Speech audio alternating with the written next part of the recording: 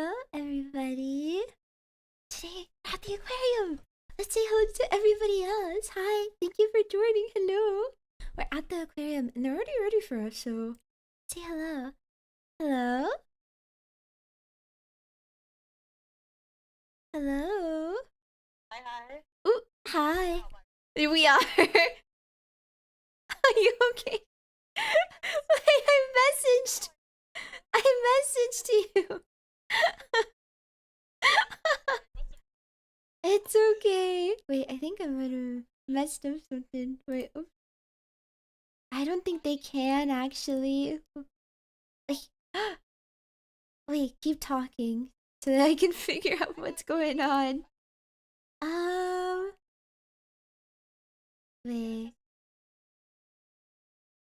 I think I know how to fix this quickly. Speak again? Oh, there, I found it. Bachis. Hi, Bachis. Hi, Essie. There we go. Hi, everybody. Yeah. Hello. Hi. Hi, Bachis. Hi, Essie. Hi, hello, Renzu. Hello, hello. Thank you for bringing us to this aquarium. We're really excited. Thank you. What brings you here today at Aquarium of the Bay? I was kidnapped against my will, and now I'm Oh my here. goodness. Oh boy. Well, I'm just while you're kidding. I'm kidnapped here, would excited. you like to walk around with us on this amazing sunny day in San Francisco? Of course, I'm glad that I was able to Yeah? run into some familiar faces. Okay, awesome. We're actually here with Eric, and they're here, an educator here at Aquarium of the Bay. Would you like to do a quick intro? Yeah, hi, my name is Eric. I am a nerd like all of you. So I was really excited to give this tour when it was given the opportunity to me. So I can't wait to learn a lot with you and teach you guys some cool stuff about the aquarium and our animals. Yeah, thank you so much, Eric, for Can showing we us get a Pachi around. Pachi for Eric? Yeah. Pachi, pachi, pachi, pachi, Pachi pachi, pachi, Pachi. Popping my hands. And I think the last aquarium you were with us, Essie, was Aquarium of the Pacific in Long Beach. Yeah, Is that right? yeah, and it was so much fun. So really excited to see what Aquarium of the Bay has to offer. Yeah, we're gonna see a lot of cool exhibits and we're gonna learn a lot of fishy facts. And so if Bachis have any questions, like we see you in the chat, let us know any questions and we have our educator Eric here to help answer any questions. Yeah, curious botchies. Ask me anything. Honestly, the weirder the question, the more interesting, in my opinion. Yeah, don't hold back. That's what they're saying. All right. So first thing we're going to get to is our. I like the timeline of things. Oh, I like yeah. to show like how Aquarium of the Bay got started, and it's your 30th anniversary, is that right? Yeah. We're about to celebrate our 30th anniversary being here. But yeah, we opened in 1996 on like that. Yeah, 1996 here at Pier 39. And we started as this sort of for-profit attraction, but after a lot of hands changing and like restructuring, we eventually are now a full nonprofit that's dedicated to teaching local people about their local wildlife, and we really put a focus on that and sustainable seafood and things like that. That's so cool. So Happy early yeah, anniversary. yeah. Thank you. We're so excited. Yeah. I see that you guys have worked with a lot of Yeah, we're one of the only like Smithsonian affiliated aquariums Oh, that's so cool. I didn't even in the know they United did that. States. Yeah. Yeah. Wow, And so very rich before we history. enter the Discover of the Bay, we're actually real quick. We want to stop by the river otters because they're Yes. close. So we're gonna reverse real quick. Yeah. Oh my This is god. usually we're saving the best for first today. Mostly because if we end up talking a little bit too much before then, we might miss out on seeing them entirely. Oh my god. Yeah. Oh, I'm so excited. Are they do they have limited daylight hours? It's just more, after they get put on the exhibit at around 10, Mm-hmm. and they're basically playing around in there the whole day. And at the end of the day, they just have to go back to their living quarters behind the scenes. I They don't see. they don't spend their full days inside this beautiful little enclosure. I see. They have a different space behind the scenes. So Mm. yeah, let's go see if we can find where they are. Oh, there's one of them. So we have Oh, they're so cute. yeah, we have 4 river otters in total. There's in order from youngest to oldest, it's Tahoe, then Baxter and Ryer, who are twins, and then Aw. there's Shasta, who is our oldest. Aw. Yeah, they're all males because male river otters are more social, and female Mhm. river otters tend to be more of like a solitary kind of vibe, I loners. So yeah, the to have the some the river otters playing beta. around, we always have males. That's Yeah, so cute. Wait, he's having a blast just flipping around on the glass. I, I That's so yeah, they cute. love to do. They just do little flips and like play around with each other. Aw. Sometimes we even fill like this little pit in the corner with ice, and they love to play around in the ice and just like get all. They're so I guess some people cute. really like to play around in ice. Oh, he's really showing himself off and his moves. It's like he knows he's on camera. Yeah. This is a little bit of a shot in the dark, but has anyone played Pocopia around here? This is going to connect back Ah, to the river otters. I haven't, but I've really been Oh, wanting to okay. play it. I've seen lots of All people right. play it though. Yeah, okay. I'll connect it real quick because we have river otters here because Mm. they're what we call watershed ambassadors.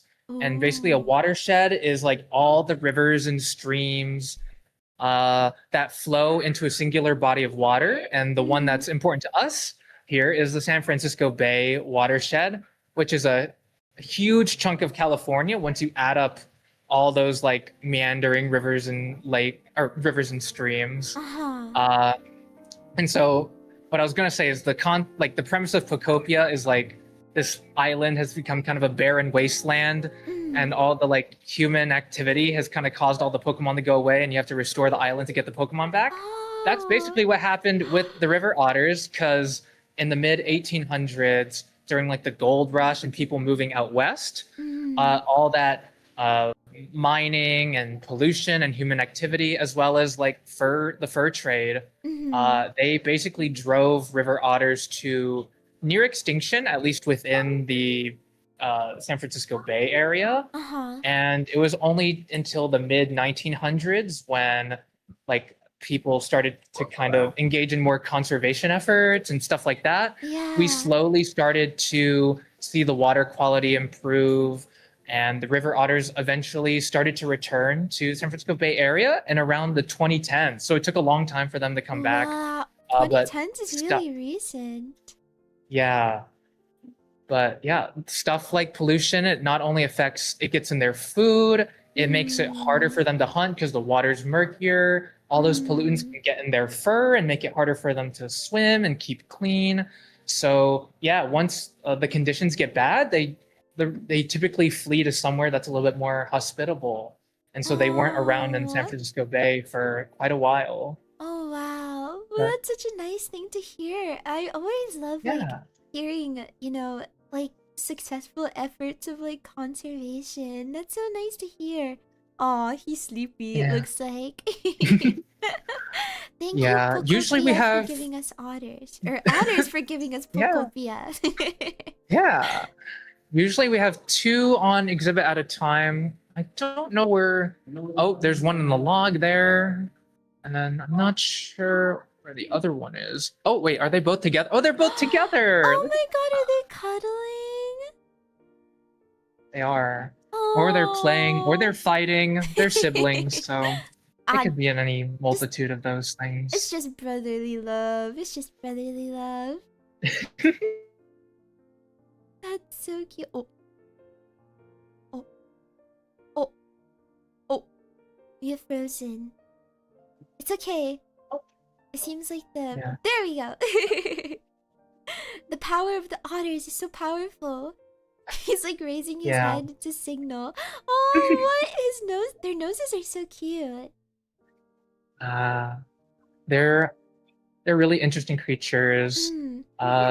And I think a lot of people when they come here, they think they're sea otters or they're expecting sea otters, and sea otters are really cute in their own right. But I think Mm. river otters, I was they need a bit expecting. more love. That's true. I was expecting to see the other river otters. Have you seen them? They're kind of like scary looking almost. Their stares are very Oh, intense. I know it's either the Japanese ones or the Amazonian ones. They look a little bit more.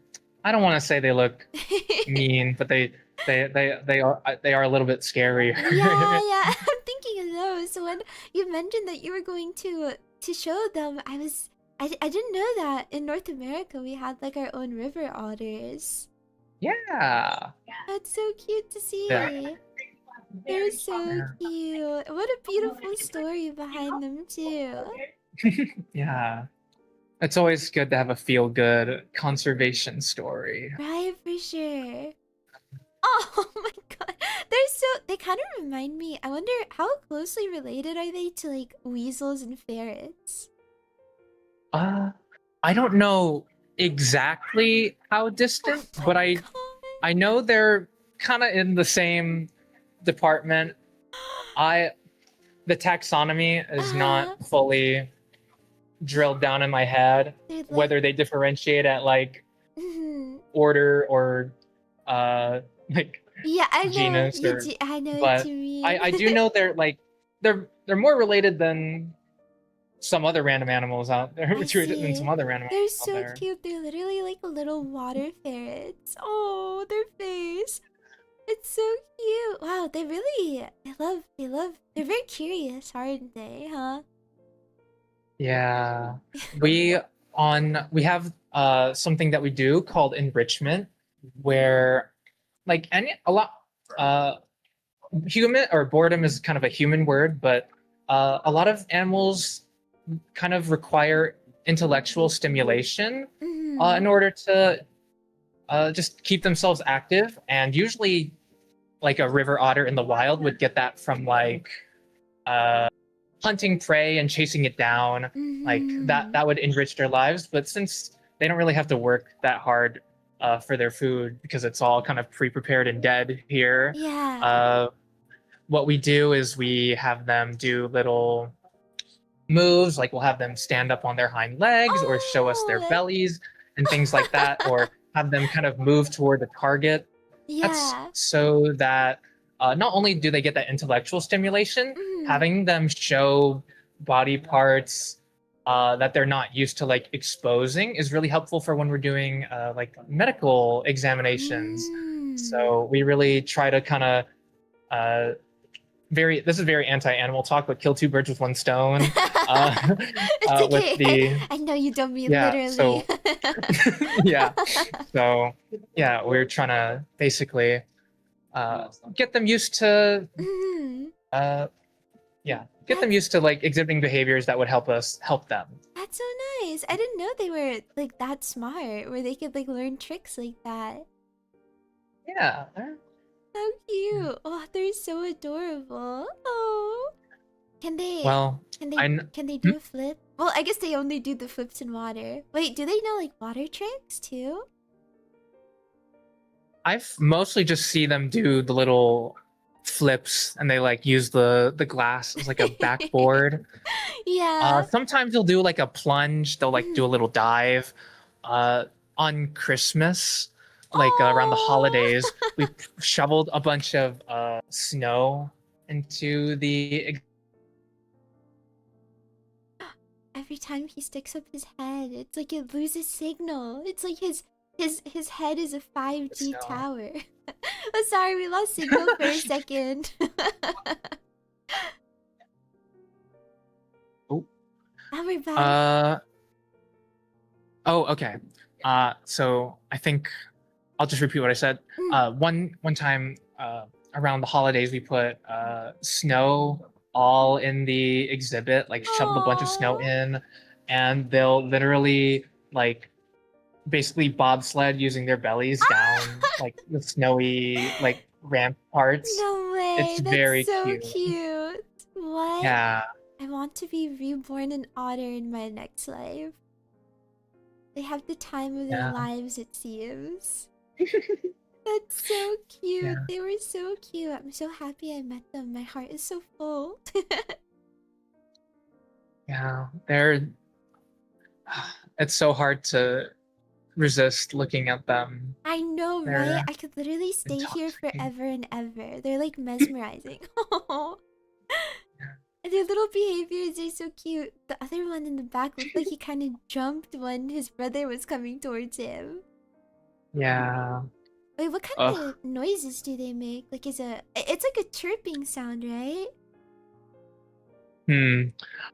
You know, as cute as they are, if I have to be completely honest, their noises are not the most ASMR soothing thing in the world. They're very, very screechy. And sometimes when I'm working in the office, like I have multiple layers of wall between my like where the office is Uh and where they are being kept, and they will full blast through all those walls, and I can hear them tussling with each other. Oh my! I Uh, didn't I know they. dare not do an impression, but Uh yeah, Oh they're man, I didn't know they had such powerful voices in their tiny bodies. yeah. I mean, it's always sometimes it's always the smallest animals that have to make the biggest noise, you know? That's true. It's the way to keep them safe. Yeah. Oh, But they're yeah. so cute. Now they're back in the water. Oh. Yeah. I could literally post a GIF of them like doing flips, and the comments will be like, "Why was this GIF an hour long?" That's It's all they. gonna That's all they know. All they know is flip, flip, flip, that's all. flip. All they know is flip, be cute, and scream. It's really the holy trinity of all you need to know in life. That's so true. Oh, that's so cute. They really are like little water weasels. That's so adorable. Yeah. Oh. Yeah, they have a fun swimming fact is that they have two layers of fur on the outside, which is the one you Ooh. can see. Mhm. Their fur is really long, and it's not greasy, but it's got some oils to help them keep slick in the water. And then under that, they have more short and dense fur, and that helps Oh, keep keep them 'em warm. warm. I see. 'Cause- The the yeah, the slickness helps them to kind of glide through the water, right? And it's also like I guess yeah. hydrophilic too, so they dry a little bit like easier as well. Or are they just Sure always how wet? fast they dry. I wonder. You know, actually, I'm not 100% sure, but I think the water doesn't bother them too much. But that's Aw. an interesting distinction from their cousins, the sea otters, because Oh, they get unlike so uh, wet and so yeah, fluffy too. unlike sea otters, river otters do touch grass. They go on land. Sea otters basically never go on land. Mm-hmm. Uh, and actually, I think their swimming is not as like active. They don't need to be as slick, though they do dive and swim. Mm-hmm. But sea otter fur is much more dense. That's because they're living out in the ocean and they're pretty That's much true. in the ocean 24/7. So that's a little bit of Mhm. it. They're also like surprisingly bigger than river otters. Like Oh, sea otters really? are usually like twice the size, which What? is I think yeah. That's actually pretty big because these guys already seem pretty decently sized. Yeah, I don't think they get like longer, but they're wider. Wider, they're little chunky guys, huh? Yeah. Gotta That's be so chunky if you want to be warm in the That's ocean. that is true. It's like sports mode versus like I guess like chill mode, like Crocs. Yeah. The river otters are the sports mode. Oh, somebody asked, are river otters fuzzy to the touch? Yeah, I don't have personal experience petting one of our own river otters. But we do have um a pelt here at the aquarium that we show to visitors that uh we use for educational purposes, and we when I felt that, I feel like I could just fall asleep in it. Aww, that's so cute. Oh, no wonder they like to Yeah. stack on top of each other when they go to sleep. Yeah.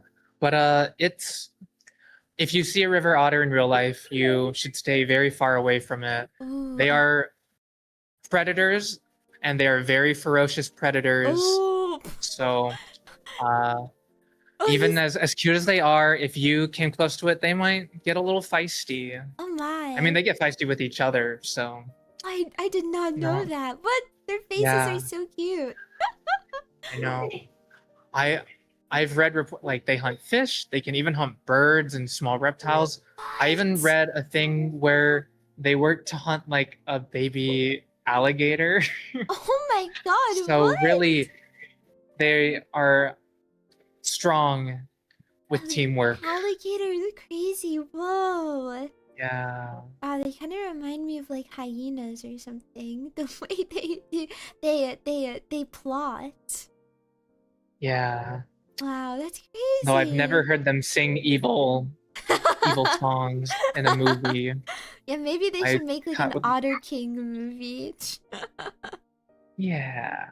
That's so cute. Yeah, they're friend shaped, but they're not friends.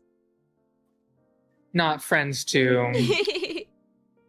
Some, yeah. Back to kind of the beginning area, if that's okay, and Yeah, kind of of walk through. We have so much course. more to show you. There's so much to see. It's I hard know. to say bye to them. I know, but right? I could I literally could watch watch them all them day. forever. There's so many more friends to make, so Goodbye.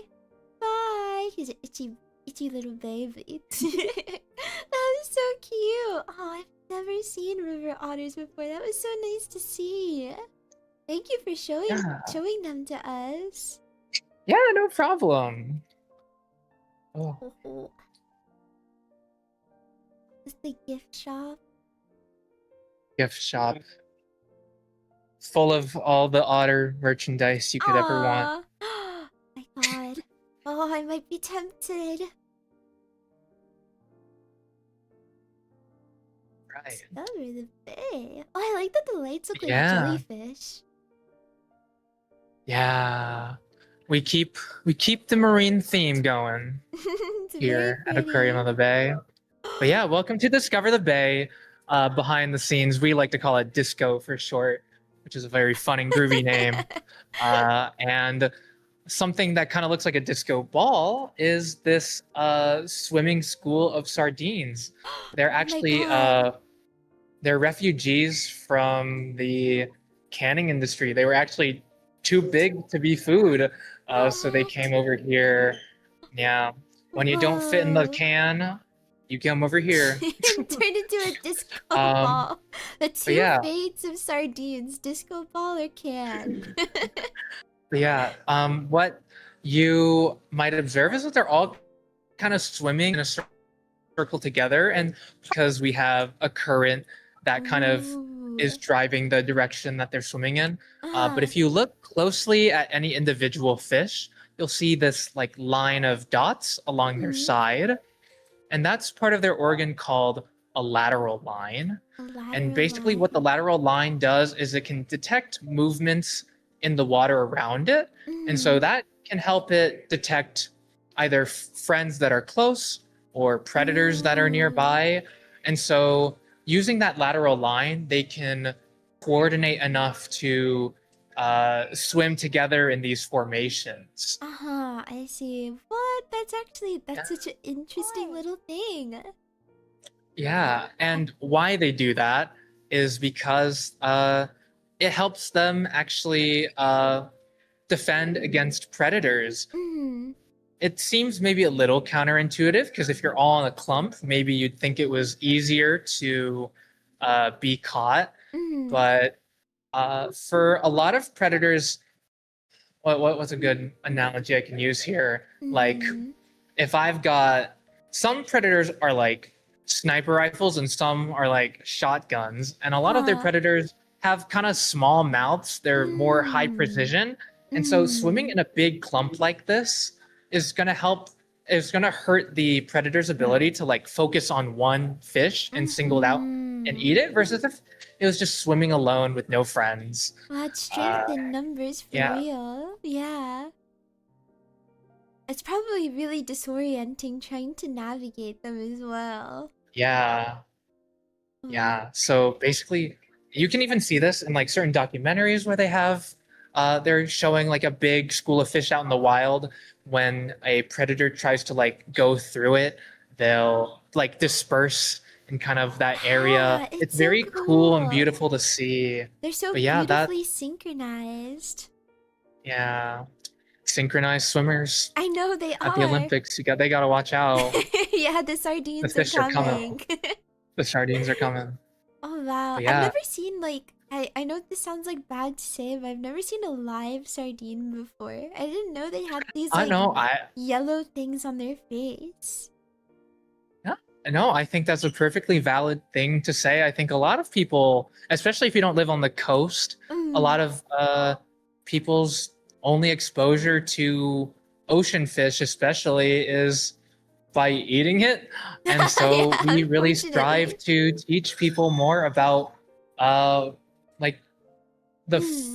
the animals that they're eating as food. And yeah, we have sardines here because the Bay area specifically has a fishing and Oh, seafood and yeah. canning, the canning industry. Like Mm. Monterey Bay Aquarium Mm. used to be a fish cannery. Really? So it That's really, yeah, crazy. What? I yeah, did not like a know third of the that. world, yeah, a third of the world's population heavily relies on seafood for sustenance. Mm. And so it's not only good for the fish to keep fish populations healthy, it's also really good for humans that they'll always have a continuous source of food That's to be able to true. be healthy. Yes, Yeah. we say no to overfishing. No to overfishing. A exactly. All right. Well, let me introduce you to our next friend and our next Whoa! tank. This is a California moray eel. Uh, He's kind and of funny looking. he's got a really funny face. He was done a little bit of a disservice in The Little Mermaid because his the eels in that movie have had electric powers. He Mm. moray eels don't have electric powers.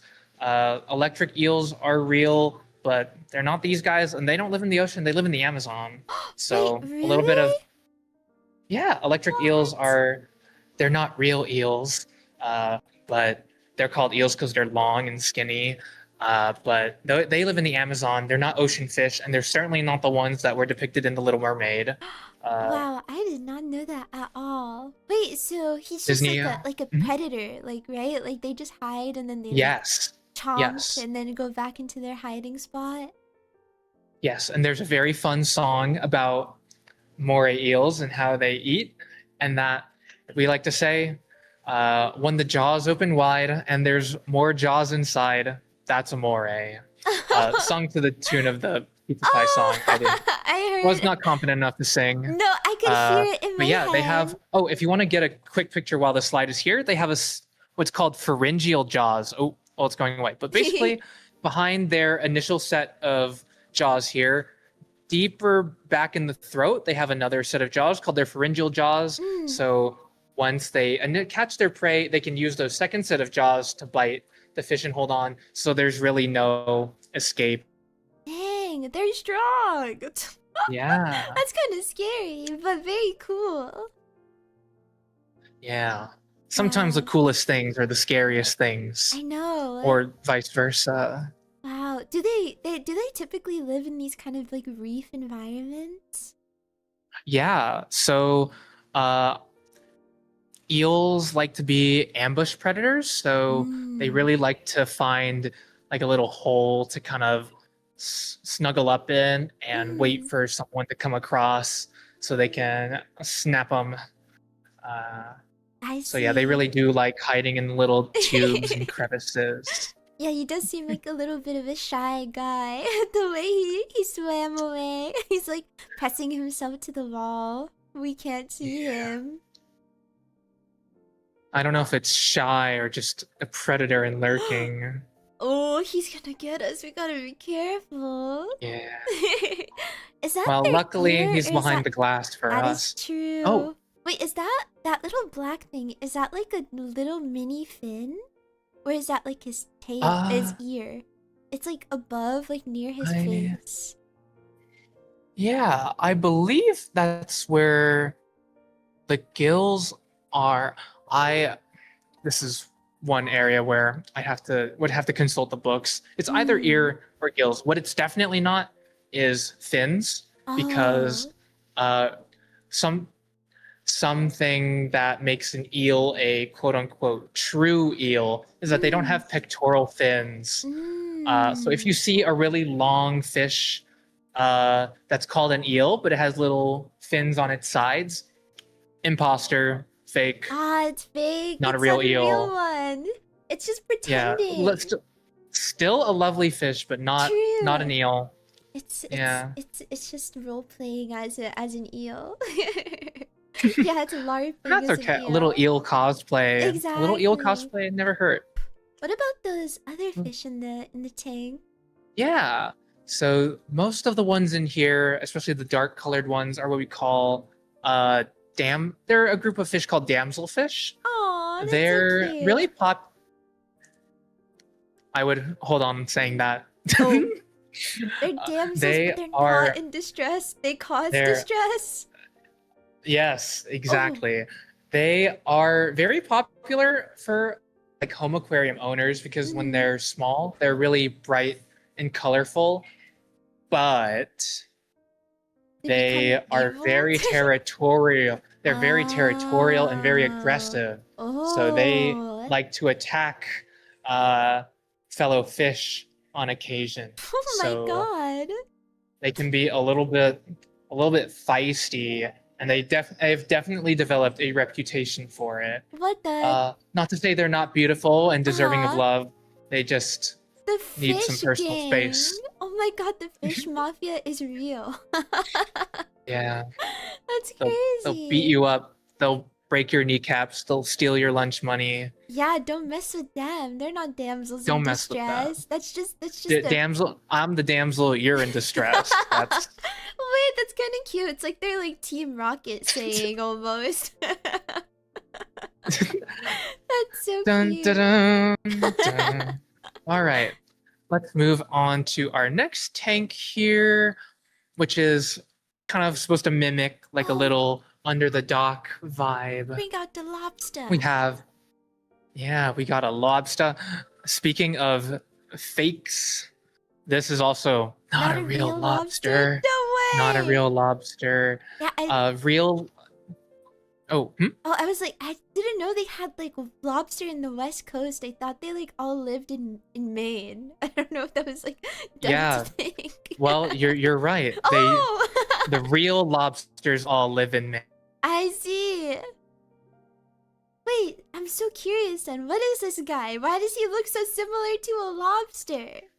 Well, he's called a California spiny lobster, Uh-huh. so I won't fault you for calling him one, but he's more closely a really, really big shrimp.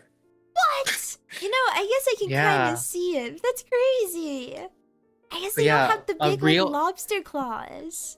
yes, that is actually how you can tell whether something is a true lobster or not. Oh. The true lobsters have the really big claws, the big meaty claws. Uh-huh.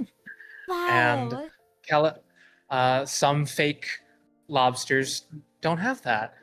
The only really close relative of true lobsters are crayfish, Oh, if you're familiar with really? those. Yes, Yeah, I know because they them. are basically I mean, their claws aren't big relative to like other lobsters, but compared to their body, pretty big Yeah. claws. What about those feelers on their mouth? What are those?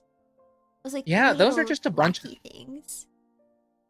yeah, they're just little different antennae, but yeah, feel Oh. out of chemoreceptors and tactile receptors, so they can really Ah. explore the world chemically and like with taste. I don't know if it's a cool. Yeah, I don't know if I personally would want to like taste strongly everywhere I went. That is but true. Wait, he has like all sorts of antennae because those like little big long ones coming out from like on top of the other ones look like Wi-Fi router. Yeah, we got like long range capabilities and then short range Wow. precision Is it all in one. Is it because they have bad eyesight or something? Is that to like compensate?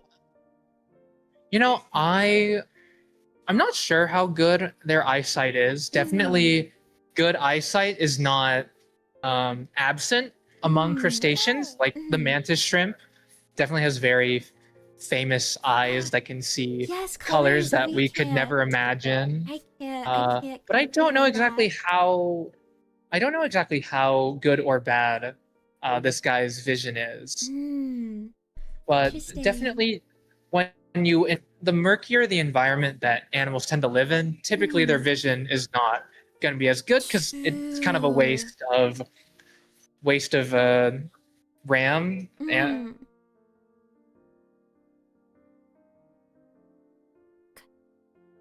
Alright, it's cutting out a little bit. Oh, You're back. We're back. no worries. But yeah, that does make sense. Wow, that's so cool. I did not know there were so many. I'm learning that there's so many fake fish cosplayers. oh, that's not even the end of it. Wow. Tell me that guy up there is also a fake fish. Actually, yeah, these are all fake fish. They're all drones. They're security cameras that are here to spy on people. Oh my god. No, yeah, they said the birds weren't real. Wait, cut the feed. Everybody stop listening. No, these are all real fish. They're a type of fish called rockfish, and we're about to see a whole bunch of those. What they really like to do is chill and lounge around and not do anything, which is going to be really exemplified once we go downstairs. We got so many guests saying like, "I think I saw a dead fish down there," or multiple dead fish down there. In reality, they're just a chill guy. They're just a chill guy. Chill dudes, they got their hands in their pockets with their turtlenecks. They're holding their like glass in one hand. Yeah. Thumbs in their pockets. Yeah, exactly. That's so cute. Wait, I love that they're called rockfish and they kind of like sit there. They truly are rocks. I didn't know that about their personality. I always just thought that like rockfish were called rockfish because they kind of like, I guess, slightly resembled a rock. We also cut out again.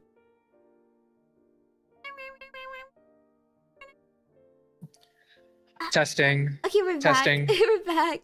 Okay, all jokes aside, I think they're called rockfish because they like to lay on the rocks. Oh, wait, that's kind of cute. Whoa, yeah. the beautiful San Francisco Bay. Yeah. Oh, wow. What so a many beautiful boats. Day. Yeah.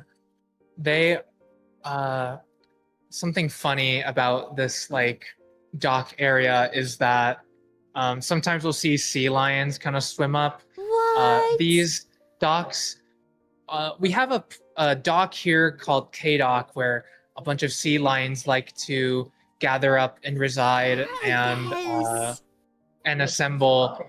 And the reason they're not here as well for the most part is because the docks are slightly electrified. So oh, wow. they're discouraged from coming on, but there's actually a boat that I used to see sea lions like climb up all the time. I don't know if the camera's on it, but there's like boat over there with a bunch of balloons on the back, and that's the balloons were put there so that the the sea lions could not have their own party on the boat because there would be like 2 or 3 of them just sitting in the back the whole time because they No couldn't get onto the actual docks. Dang, So I no think that's why they free put those balloons there. parties. Yeah, No but I free used to like parties. on a slow day, sometimes I just like watch the sea lions play on that boat, and they'd be like having their own little sea lion party there. I Sadly, see. the balloons have somehow ended the festivities. They did. They got but- too wild, huh? Yeah. I've seen the sea lions at the docks. They're very cute. I like watching the drama that ensues when one of them comes up and like kind of bothers them. Well, we have to wait for the elevator for us to go down, but in the meantime, this is our shark cart, and it's just filled with a bunch of different like shark little artifacts, little jaws, teeth, egg sacs, little 3D models. That's so crazy. Let me see if I can pull some out for you. Ooh. Yeah. So these two here are prehistoric shark jaw models. What? Is that like one real? of my Like they're not their well, their jaws they're actually look like that? yeah. What? These are like early beta sharks, you know what I mean? Like or Whoa. alpha even. Alpha sharks, but not like not like alpha male, but They like were in development. early test, in development. They were still trying to nail down I see. the shark concept back in the day. Wow. But yeah, I have that's so a coworker who's a very interesting. good artist, and she modeled and 3D printed these so we could teach people about prehistoric sharks. What? That's The funnest crazy. fact about sharks to me is that they're older than trees. They've been What? around. It kind of makes sense if you realize that ocean was here before land was That here. is true. But yeah, sharks have been around longer than trees, which is God. just crazy. Can we show her that one? is. I They're think so that one's the old. most unique. Which one? This one? Yeah, that one. Yeah. So this. Let's take a guess. Let's quick trivia for you. What animal do you think this came from? Although I've sort of spoiled it. Oh, it little must bit. be the prehistoric shark. The jaws Well, of the you're half prehistoric right. shark? Well, you're half right, but this is a modern day shark. What? This is from a Their Port teeth are Jackson shark. crazy. Yeah, it's not really your stereotypical shark jaw that looks all scary and has a bunch of pointed teeth. Yeah. And that's actually that's really by design because Mhm. their prey is mostly like shellfish and like snails and clams and stuff like that. So instead of sharp teeth that are just kind of bounce off those shells, they Right. have basically grinding teeth that work kind of like a mill or like a nutcracker so Yeah. that they can pulverize those shells and get at the juicy meat inside. Yeah. So you'll see these types of teeth a lot more in like smaller sharks that Mm. hunt those typical like smaller shellfish kind of prey. Right. Wow, You have that's a so similar- crazy. You have a similar concept here with a bat ray jaw. So we'll see a bunch of bat rays once we get downstairs. But yeah, their jaw has turned basically into a flat bottom and top. The top looks pretty similar to this. Mm. And yeah, it's basically just a giant nutcracker. Wow. And the nuts are like mussels and shrimp and stuff like that. That's Yeah. insane. Crunch, crunch, crunch, crunch. Crunch, crunch, crunch. Wow, that's so cool. I'm really fascinated by that shark jaw. Like the teeth, like the Yeah. different variety of sizes is kind of insane. Yeah. And just to double down on the fact here, the scientific name, I don't know how well that reads, but the scientific name for the bat ray here is Meliobatus, and melio is the Greek word for like mill or grain. So when they were naming them, they named them cool. after their ability to like grind and pulverize their prey to dust. If I was Oh my god. Yeah. They're kind of sinister with it. Yeah. I think I might have been embellishing the lore there, but It's okay. yeah, we can. It's okay. They're, Oh they're yeah, so can you show us cool. Yeah, the so dusty shark jaw? Is that it? Dusky. Oh, dusky. Oh. Yeah, I mean it's old, so it might be dusty too. But yeah, so we have this dusky shark jaw. It's much more like a traditional shark jaw. Oh my We have god. these Their mouths are serrated. huge. Yeah. And do you know about a little bit about shark teeth and how they're constantly replacing them? Yeah, right. Do you know? Wait, oh my Yeah. god, that's insane. So if That I like showed you the that back, whoa. it's That's basically a conveyor belt crazy. of teeth. So once this front, they pretty much fall out constantly. And Uh-huh. when you when it falls out, basically one from this hidden row here will come to the front Oh my and god. replace it, which is why shark's teeth are super plentiful. If you ever go to a beach and try to hunt for them, you'll Wow. find a bunch of shark's teeth that you can collect. That's so Uh, crazy. but a funner fact about those is those shark's teeth are usually pretty dark, and that's because Mm. they're fossilized from like sharks that are like have been dead for millions of years. Mm-hmm. A fresher shark's tooth is going to be closer to this white color. I see. So yeah, if you find a shark tooth on the beach, it probably was really darn old to Oh my god, I don't think I've ever actually punk seen shark. an unk be- shark. I've actually never Yeah. seen a shark tooth on the beach. I'm gonna next time I go, I'm gonna look for the one.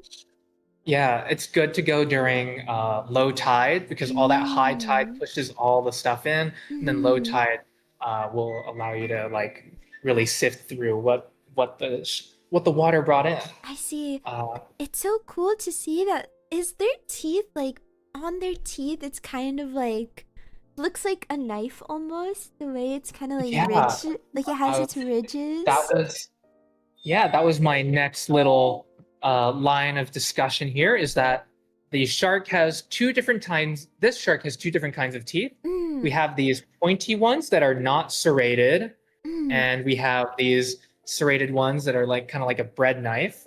And the whole Wow. point of that is the pointed ones keep the prey in place. Uh-huh. So it's not going to do a lot of cutting. It's just Uh-huh. going to hold things in place.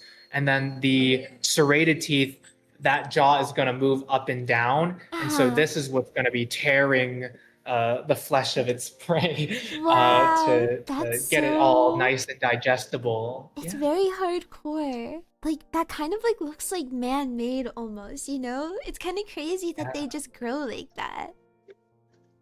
Yeah, I mean, when you're older than a tree, Mhm. the years of evolution and That's natural selection true. really add up. That's true. They have that advantage. Yeah. So having giant teeth is not always a recipe for victory because we have a guy that We're just waiting for the elevator. Sorry. So, we have a megalodon tooth here. Wow. And Megalodon, don't listen to the movies. It's not still alive secretly somewhere in the ocean. It's dead. Definitely very dead. I believe you. But yeah, their teeth are, their teeth was not the problem with their extinction. The problem was that it got real cold out there and a lot of their prey started to move to waters where it's too cold for a shark to survive. Mhm. So, yeah, Wow. thankfully for our dreams, it's not Yeah, alive thank anymore. God. Those shark attacks are Yeah, imagine a diamond. beach day with a megalodon. it is time to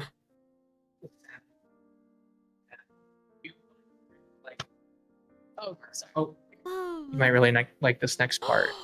Wait, cephalopods? Like the funky little roach-looking guys? Those are isopods. Oh. Those, cephalopods are like squids and octopuses. Oh, I'm mixing up my pods. Don't we all? Don't we all?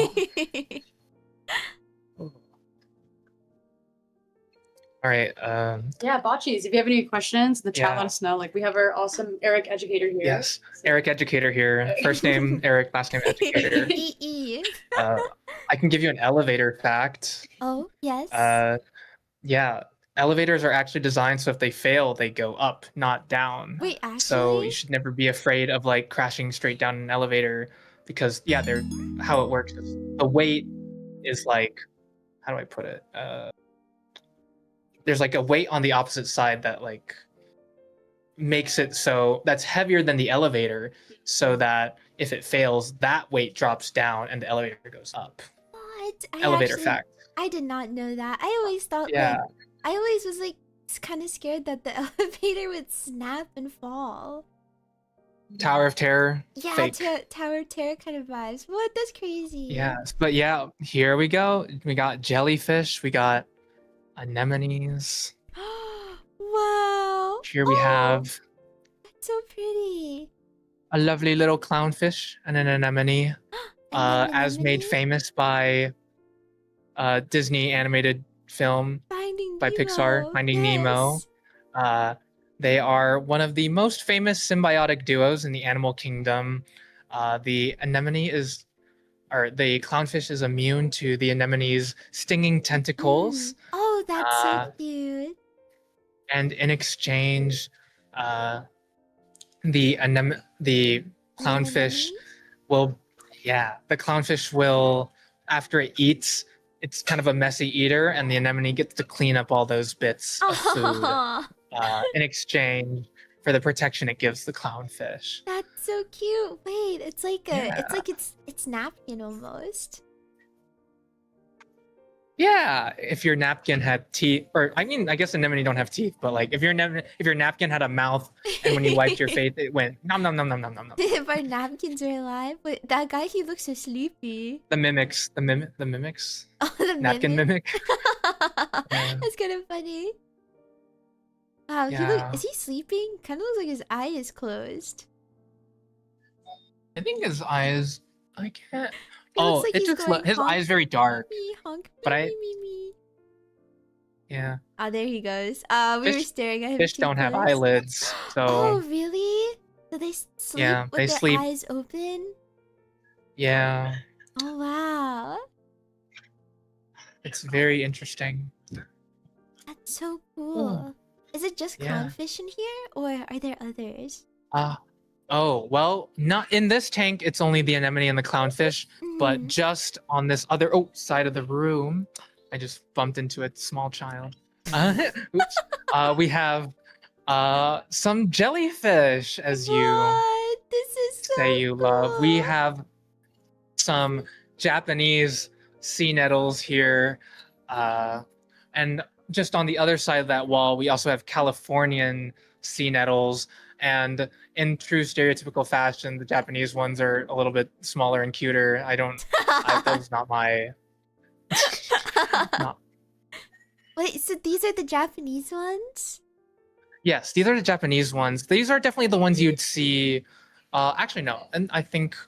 What would be the ones in Finding Nemo? They both live in the Pacific, so I guess I'm not entirely sure which ones are the ones in Finding Nemo. But I guess be dependent on which... how big Nemo and Marlin are. I But see. yeah, the ones in Finding Nemo when Nemo gets stung, those are sea nettles like these ones. Someone asked if they ever get like tangled. Yeah, you asked a really great question.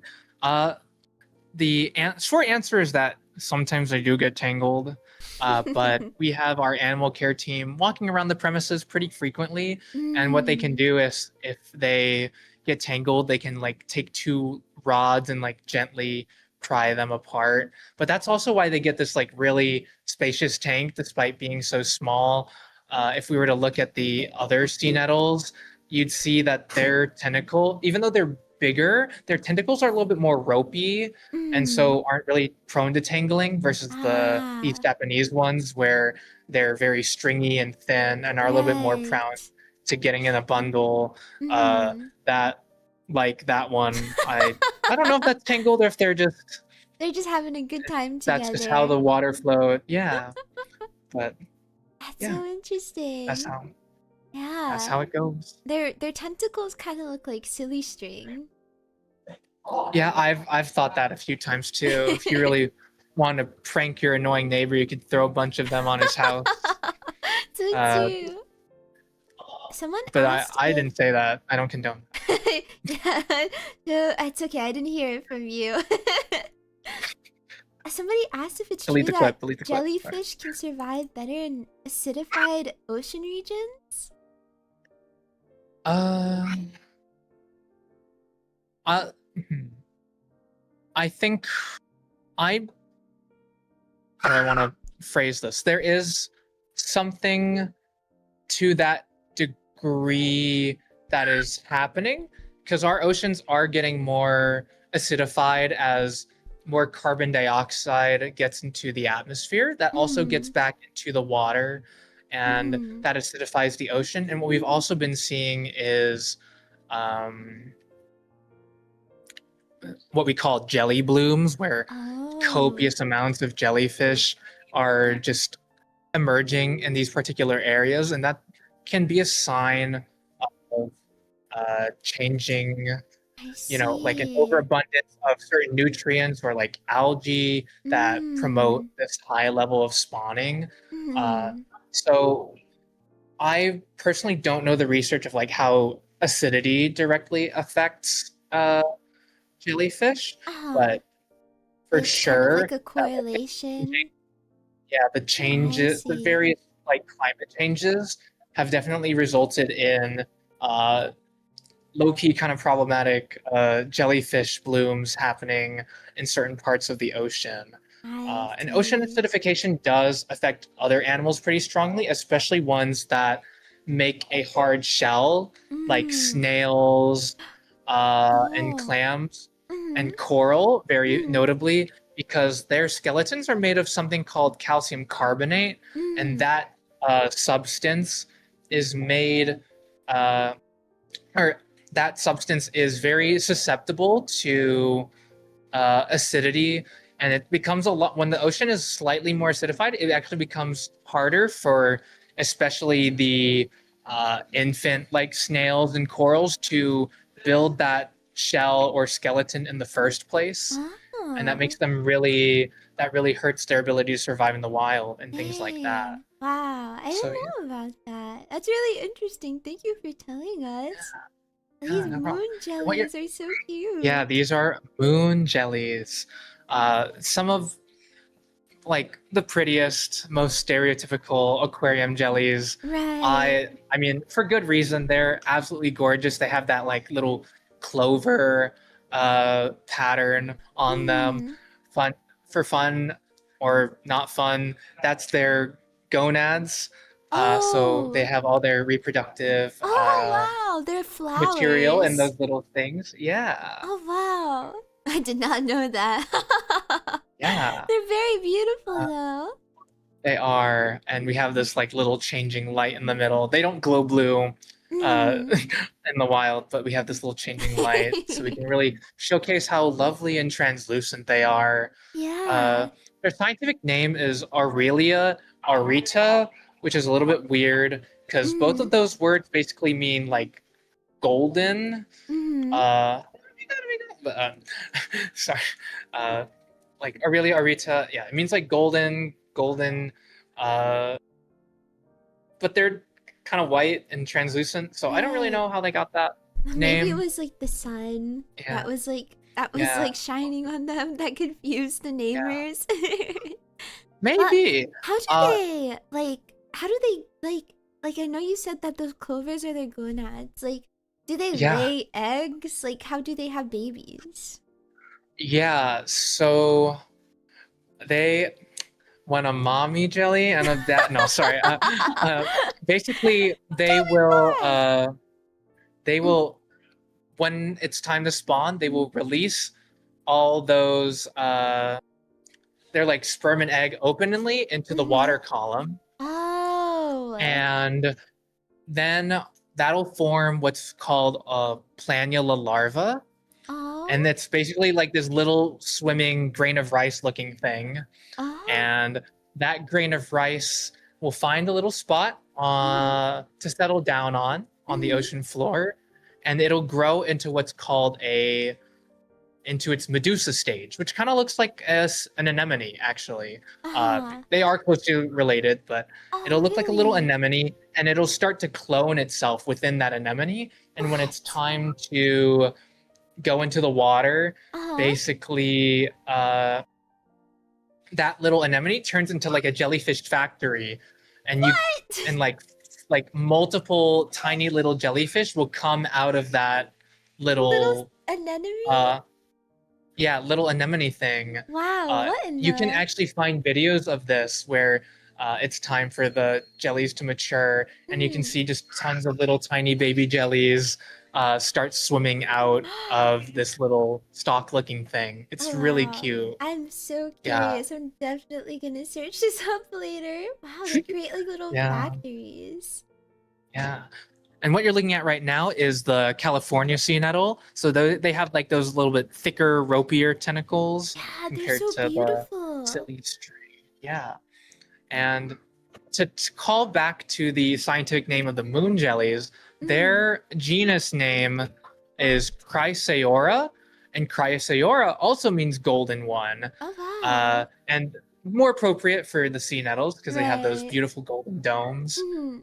But Chrysaor, if you're a Greek mythology head at all, is the one of the sons of Medusa, and so Oh, I did not know and I that. was also talking about how uh, what was I saying? Oh, uh, so they have this connection to Medusa because this jelly form, where the bell has the tentacles underneath, we call that the Medusa form. And when they're in Mm. the anemone-looking stage, unless I accidentally said Medusa earlier, pretend I didn't No, say that. I didn't hear anything. It's the polyp form. So anemones and corals, Oh. they're polyp form animals, and jellyfish Mm. at their mature stage are Medusa form, and Mm. so their genus is named after a child of Medusa, which I think is a cool little Yeah, wraparound. that's very Uh, beautiful. and how that character was born is that after the Greek hero Perseus slayed Medusa by cutting off her head, out of her blood and her neck, Mm. a fully grown man named Chrysaor. He's just a dude with a sword.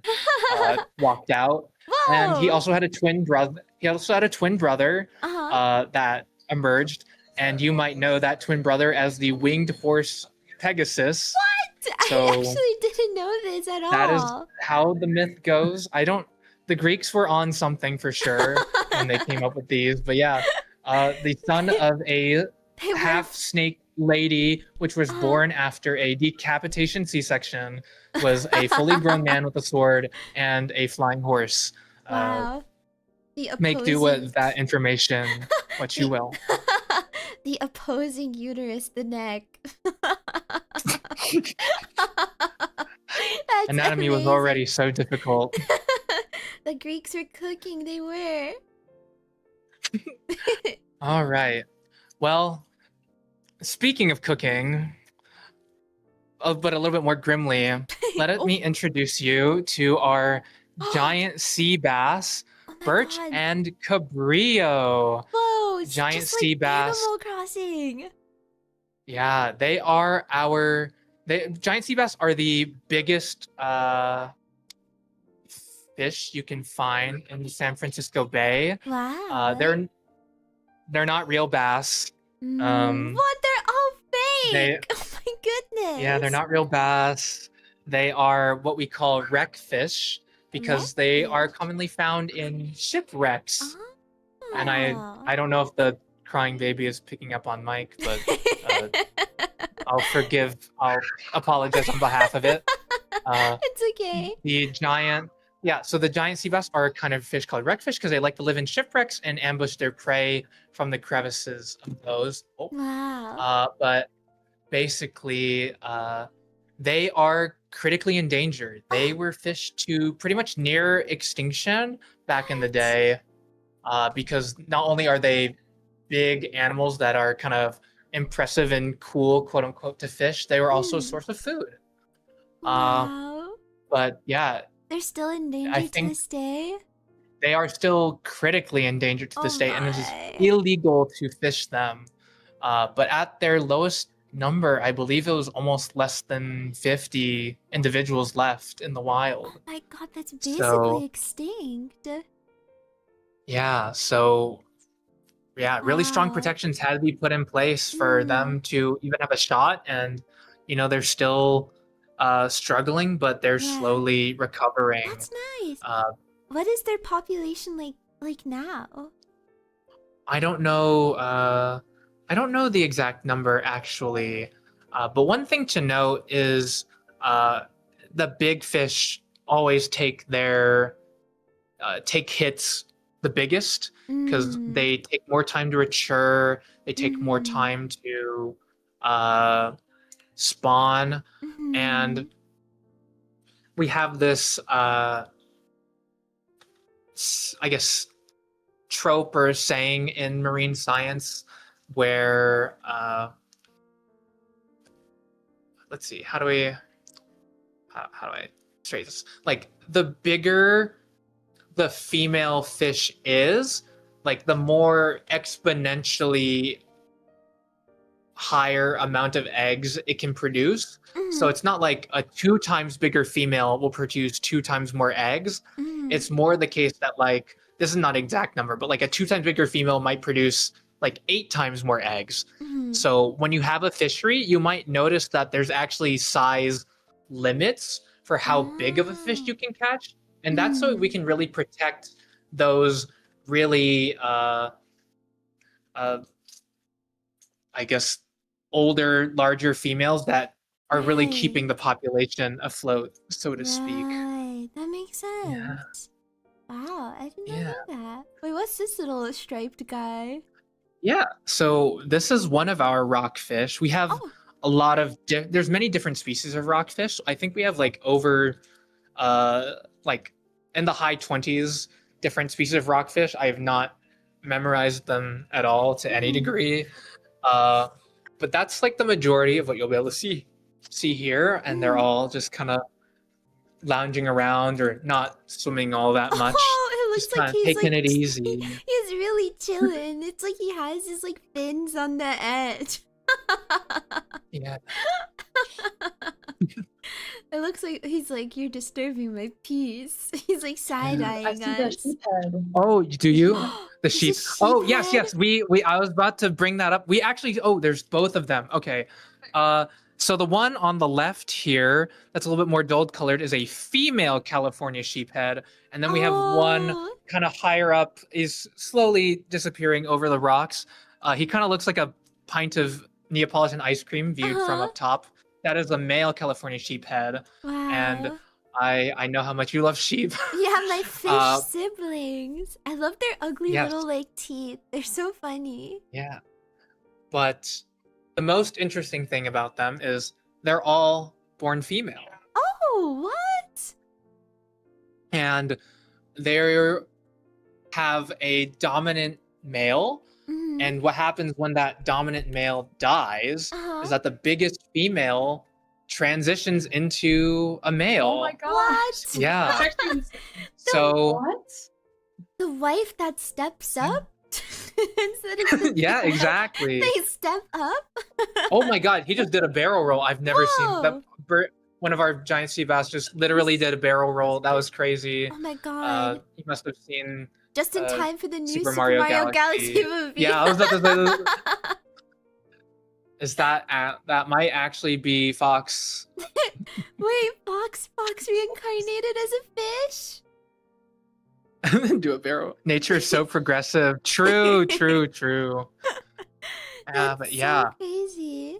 Oh, what's that little? What about that like weird skinny one? Oh, Weird they're all skinny trying one. to do like little tricks. That like the one that's like right in front of us, the green one. Green one. This one? Yes. Oh, he's gone Oh. now. If it's not, I think that's one of our ocean whitefish, if I'm not Oh. mistaken. I've lost track of him, so I can't get a good look at him anymore. It's alright. Uh, Oh, there's so Yeah, we many also have fish that are just another like kind of chilling. skinny. Yeah, we have another kind of skinny one that has like a little kind of pursed lips kind of look. That's called a señorita. So that's Oh kind of wait, fun. really? That's so funny. Yeah, A señorita. yeah. But if I may harken back to the sex change thing, Uh-huh. so California sheephead are what we call protogynous, meaning they start out as females, but there's also fish that are uh, protandrous, like clownfish. Mm. Clownfish start off their lives as male, and they only become female once the dominant female dies. So Wow. theoretically, in Finding Nemo, Marlin should have become Yeah. Marlene, or Marlene, however. wait, you're right. How do you how do you stop the fish from taking a bite out of each other? I always wonder. Yeah, so basically we keep them as well fed as possible by putting in enough food and giving them enough food as possible, because really the point of eating food and hunting is to get energy. And when you've already gathered enough energy in your system to sustain yourself, and you're always going to prefer food that is easier to get over food that's harder to get, like hunting a living animal. We toss in pre-prepared food that's really easy and nice and digestible, and they're going to eat that first. And if they're, full enough, they're not going to waste their energy hunting more, because then they're kind of defeating the purpose of why they eat in the first place. Mm. Yeah, they just want to So chill on by the giving, yeah, rocks. most animals, unless they're territorial in some way, aren't like super aggressive, just willy-nilly. Hmm. Mm-hmm. Oh, there's so many starfish too. Yeah, not real fish. Yeah, Oop, but definitely I not. think you might have known that one. I've I noticed that saw, imposter. yeah, I saw one of a certain kind of fish we have around here, the California state fish known as the Garibaldi. You're a But I've lost baldy. track. Yeah, he's like a bright orange, like Oh, yes, yes, I there, see there it is, it. there he is. The Garibaldi is the California state fish. I have not confirmed, nor or I've not been able to factually confirm why, but from what I've heard from people is that his color is really close to the California state flower, which is the poppy. So I think that's why it was picked. I like it's like blindingly white eyes that are that's like contrasting its like red skin. It really Yeah, a Garibaldi. pops. Yeah. But yeah, a Garibaldi is another one of those damselfish I was talking about before. So Oh, he's pretty territorial. So if anyone really gets up in his personal space, he might get a little nippy. But he's not really strong enough to like take a chunk out of anyone, he's part of the fish thankfully. mafia too. It's It's a mafia. different sector. And his name's Italian too. Oh, Oh, that might be true. a scary. I'm not with cut the uh but Oh, yeah, I think they're very beautiful fish. they are. Yeah. Whoa. They're so bright. How do bright Yeah. fish, like, I guess they have to be territorial because they are so bright? Because wouldn't being bright make them more, like, susceptible to being eaten? Oh, unless maybe Yeah, it's that they're, you're like, afraid of poison, something like that. Like, the brighter they are, the more yeah. poisonous or So something. Wait, we cut off. Yeah, that fish up there is just so powerful. It killed our connection. are Okay. we back? Yeah, we're back. Okay, you can hear me. Mm. So yeah, colorfulness in fish or any animals really could serve. There's a super big range of why that might be Mm. the case. One thing to note is that fish and maybe their predators don't have the same eyes that we do. So Ah. sometimes that color is actually blending in to a certain to some certain animals. Mm. I don't know if that's the case for the Garibaldi. Sometimes that there's some theories that like a bright color, even if it's a disadvantage in surviving in the wild, it just Mm. makes it more attractive to a mate. Uh, and Ah. so if he's like color mogging his fellow fish, that might just be enough of an advantage I to see. continue, even if it doesn't do him good service in Mhm. uh, being seen by predators. He gets Color red to stops eating expand this flesh. his bloodline, so it's okay. It's like a balance of the Yeah, universe almost. yeah. And then someone said something about the color red not really being uh super perceptible as you go deeper, and that is true. I will say for at least San Oh. Francisco Bay, Mm. the average depth is around 16 feet, which is why Oh, it's pretty these tunnels here are shallow. about 16 feet deep. Mm. Yeah, most of it is pretty shallow, so I don't Mm. think we're getting into the depths quite yet. So that's probably not Mhm. why they've chosen red, but that definitely is a factor for especially deeper Mhm. fish. But yeah, They just want to there's mob. tons of different reasons. And Mm. and bright color could symbolize venom or poison, whether or not that's actually the case. And actually, I failed to mention rockfish are venomous. They have Oh, really? spines on their back that, if you were to step on them, would Oh, inject venom into ouch. your foot Oh, or like bite ouch. into them. So yeah, Oh, what's that one? tiny. That's just chilling. Which one? Oh, Up here. I'm so sorry. Oh my gosh, I just ran. Uh, I'm speaking of fakes. I'm the fake guy. I can't for the life of me remember which that one. It's an I'm a fake imposter. fan. It's not a real fish I've at been all. It's speaking an for like imposter. an hour and a half about fish, and I failed to forget Wait, one. have So you, I'm like gone? How did this get here? I Species? Or do you know every? Are you guys? you know I don't know what the process is for gathering some of the fish in here. For some of the larger fish, if we get them, if they come from the wild, that would be pretty intentional. It's hard to Kind of accidentally looks like bring a that shark starfish's in like here. smile. Yeah, I like to think starfish get in like very like Renaissanceian poses. They have a lot of humanity in the positions they get This one's so in. dramatic. Look at the way its like top is just Yeah. hanging off. Talk to the arm.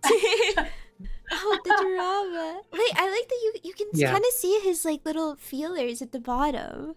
Yeah. So those things on the bottom there are called pseudopods or tube feet.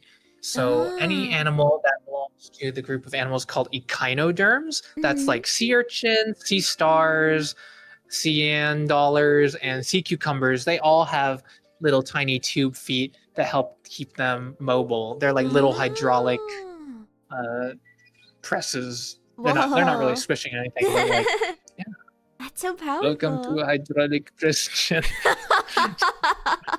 I love watching those. So Wait, I don't but think the star could crush anything that hard, but true. they're But like, ferocious predators. what if instead of like humans, they were like we were like, I don't know, sea creatures or something? Then the starfish would have that hydraulic press channel. Oh yeah, I mean, there's scarier things about the star than its feet. Wait, like They what? so they're actually some of the most ferocious predators in the What? ocean. Oh my god. Oh, Oh, I have to, he wanted to strike a pose. yeah. He stopped Yeah, right in so front of basically us. how they eat is that they if they want something, they will push their stomach through their mouth and turn it inside out and then envelop the prey in their stomach and then swallow it that way. Wow. So kind of Wow. freaky. Wait, how did they like Isn't protect? nature beautiful? Yeah, nature's so beautiful. Wait, what about like their stomach acid? How does that not like fall out while they turn it inside Uh, out? I don't know if they have stomach acid. Huh. I need to look into that Interesting. too. Yeah. So yeah, we have some other fish here, war bonnets and gunnels. Don't Ah. let the rocks fool you. They're actually like really long and Oh. skinny like eels, but they're not Oh. eels. They would be, but they don't call themselves eels, so they're not fake. Uh, They're just they just happen They're to just look like them. yeah, yeah. We got Wow. some barnacles Whoa, and barnacles. mussels. Are Yeah, barnacles barnacles are living? yeah, they're crustaceans like crabs and Wow. shrimp. Really? Except they just like to yeah, they just when they're little babies, they find a spot to cling on to and then just Mm. cement themselves there and stay for the rest of their I lives. But yeah, see. they're crustaceans. That fish really likes his barnacle friends. Yeah, Oh, they are definitely a those good spot snails or for are those like protection. oh hermit crabs? Yeah, we have some hermit crabs in here Never too. seen hermit Real crabs. crabs. Yeah, those are real. Finally, something Oh, no, they're real. not. No, Oh wait, no, no, they're they're not not. real crabs. They're What? fake crabs. There's a lot of There's fake some crabs out there too. too. Crabs might be some of the fakest animals in terms Wow. of being real or not. Dude, And we also everything. have fake grass What? What? Wait, because how we is have it fake pipefish. grass? We have pipefish and they pretend to be grass You look so for their own silly. protection. They're in witness protection program. They Oh, really? have seen things and they need to hide from people and they pretend to be grass. They look like they Um, go meep. They look I'd like to think, yeah, they got like a little trumpet mouth, wow, that's like a. crazy. Oh, But wait, you yeah, did that so well. they're cousins of seahorses, so they're basically little Wow. unwound seahorses, and they do the same thing that seahorses do, where the male gets pregnant and gives birth instead of the Female? female. Wow. Unflattened your Yeah, seahorse. but yeah, They're so long. Wow, that's so cool. yeah. Oh wow, I love their silly little This one mouth. pregnant? The one on the left. The one on is this one? Is that an Oh, You know, I don't know how to tell whether they're pregnant or not. I know it's easier to tell if it's like a seahorse because their bellies get really big, but I don't know what it looks like for the pipefish. I've not had the privilege of seeing that. Yeah. wow. They are also Yeah. the fathers that step up. And yeah, and here we have our wolffish. He's not showing face right now. Our wolf eel, Mm, though he's not an eel. He's a fish. another But fish. eels are fish. Eels are fish. But That's true. wolf eel is just a normal fish. It's not an eel. Because they have those fins on their side. And there's actually a fish Mm, called a wolffish that looks exactly like the wolf eel, except shortened like the to normal compression. fish proportions, and they're cousins, which is I really weird. see. I really like the Yeah. like pattern on it. It's very beautiful. Yeah, they kind of look like I always think they remind me of those like old that like those Muppets that are like really old and they like make Ah, sarcastic remarks. yeah, yeah, You I know, know the something in ones. Waldorf. Uh-huh. Those guys. That's what Yeah. wolf eels look like. Oh, there's a picture on this sign if we want to just quickly Wait, do they have show. mustaches like them? No, they just have Oh, like their really grumpy old faces. man faces. Yeah. Wow, look at that overbite. My. But yeah, sadly, we cannot see this guy's. He's shy. Aw, He's shy. he got made fun of too many, probably by all the passerbys. He got shy. Yeah.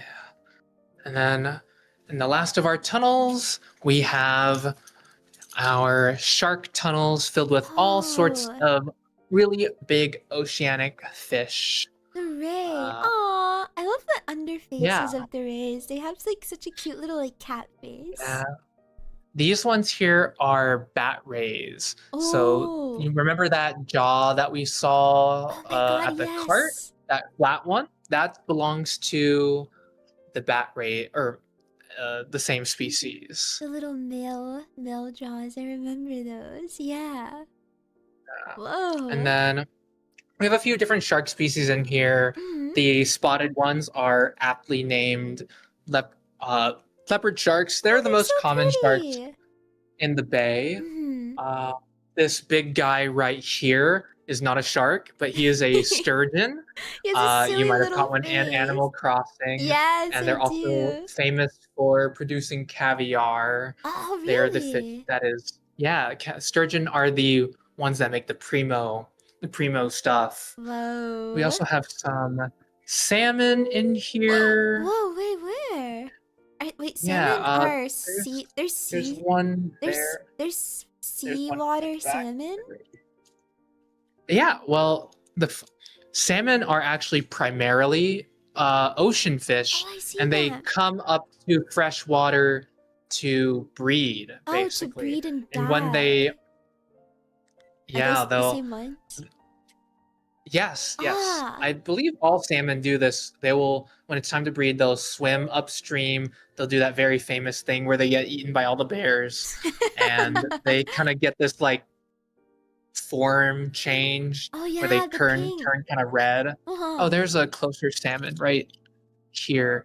But yeah, and then they'll, have their babies, lay their eggs, and then they'll be born in fresh water. Mm. Uh, and then they'll move out to sea to live Wow. out their life The there. ocean calls to them. Yeah. And we have sharks and we have rays in this tank, but we also have an in between. If we want to put the camera on that guy, this is a shovel nose guitar fish, the Guitar one that's along the fish. wall. Oh, I Yeah, so see he's him. kind of halfway between a ray and a shark. I mean, they are very closely related. Rays evolved from sharks, Mm-hmm. and he kind of got stuck halfway in the middle, Aw. but he's still cute nonetheless. He was indecisive. He didn't know which one he wanted to be. Hmm. That's so Okay, we got a cute. question saying, how do salmon cells handle going from saltwater to freshwater without disrupting their osmotic balance? Yeah, I don't know the exact mechanics, but basically they undergo like a bunch of hormonal changes that really restructure like how their like ion gates and their like ion balances,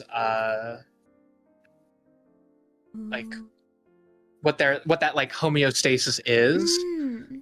So yeah, basically as they start swimming upstream, they start slowly changing to be able to handle those conditions. That's so Though interesting. there are fish like the sturgeon, which are actively able to swim between both, and they just have mechanisms that allow them to uh, be at the right levels of whatever ions and things to Mm. live in both fresh and salt water and go in between those if they need to. Wow. Yeah, no fluid overload for those guys. They will Yeah. not swell And up then and pop. that that shark over there, we only have one of these, Mm. and his called a taupe shark. He's a cute little Oh, a guy. taupe shark. Uh, I don't think I've he's ever a heard cute, of that. yeah, he's a cute little guy, and he has a slightly sadder alternative name in that sometimes he's called a soup fin shark, as you Oh. might be able to imagine why. Hmm. I guess his fins were tastier than the others. Oh, poor But thing. yeah, we like to use him as an example of like how shark finning can be a pretty disruptive and dangerous practice and can really hurt sharks. Mm. But I think people are becoming a lot more aware of it now than they were Mm. before. I see, I Uh, see. so shark finning has dropped pretty dramatically in the recent years, especially through different like initiatives within like China itself. I know former NBA superstar Yao Ming has become like a Mm. super big proponent of uh, or I guess opponent of shark finning Oh. since his basketball days. Yeah, Wow, that's really cool to hear. I'm glad. yeah. They need And then their the final their oh, fins. yeah. And then the final shark that we have in here, this one is one of them, is our seven gills. These are the apex predators of the San Francisco Bay. And they're also the largest shark that you're going to encounter in the bay itself. Mm. Yeah. And these guys, if we want to reference back that question about whether the fish eat each other here, since these guys are the apex predators, we actually in addition to broadcast feeding, which is when we toss just a whole bunch of food in the water and just have the fish go at it, we also have our divers go in and individually give food to each of our 7 gills Oh, to make sure that wow. they're definitely well fed and don't attack their neighbor sharks Oh, they're not to be messed with. I've never heard or of neighbor this. fish. Yeah, I've never heard of a 7 gill before. Yeah, as you can imagine, they have 7 gill slits. A typical shark is going to have 5. Oh. Why Yeah. why 7? You know, I'm not 100% sure. I do know that they're a pretty primitive shark. Like the 7 gills in particular have been around for a while, so it's possible it's just a relic of the past, and for whatever reason, maybe 5 slits is an advantage in most cases, but it wasn't enough to bring the 7 gills down. Not enough to cause their doom, but maybe something happened a long time ago. It's just the 7 is cooler than 5. Okay. This area has been Cool. spotted for us. Okay, yeah, no problem. Okay. You've been great. Yeah, Thank you. I And now can we're see going you back up. guys and hear you guys still. Okay, it looks like she's at least been cheering me. I don't have the videos, but Yeah, sometimes it's just a little bit pixely, but we're good. yeah, I mean, especially when we're down the tunnels, it gets kind of rough. But here is where our octopus would be, though sadly the most recent one passed away. Oh, But I can quickly give some facts about why that might happen. Octopuses generally don't live for very long. Oh, really? And they're actually what we call terminal breeders. Oh. So basically, after they reproduce once, they'll die pretty shortly after. What? Wow, this is and really so- common in the ocean. Yeah. And actually, scientists discovered that there's like this gland that's responsible for kind of triggering that senescence, like that growing older and What? dying. Wow. And they discovered that if they snipped that gland or kind of like disabled it, the octopus would actually live for a lot longer than if. But then they would never reproduce, and we wouldn't have more octopuses. Yeah. So it's What? that's actually just kind of crazy. a reality of their life. It's like Yeah. it's suicide, like gland almost. Yeah. Wow. But yeah, if you want to learn kind of more about octopuses and kind of that life cycle and cry at the same time, there's a really excellent documentary called My Octopus Teacher that kind of chronicles this guy who's a diver and a filmmaker who kind of develops relationships with not like a they he like become keeps seeing this buddies. octopus over and over. Yeah, they become buddies, and he kind of observes it through its whole life cycle. Wow. But speaking of mollusks, it's a yeah. slug. But speaking of mollusks, here's this is a banana slug. Yeah, Right, this is no a way. California. This is a California icon. We have a college sports team that's famously named after the banana slug. They're called the banana slugs. Really? Yeah, and they can just be found on trees in the forests. And if you can see, there's like a little hole on the side of him that helps him breathe, basically. Oh wow. Yeah, Is it true it's that got a little. salt is bad on slugs' body? Yes. It dries So them out?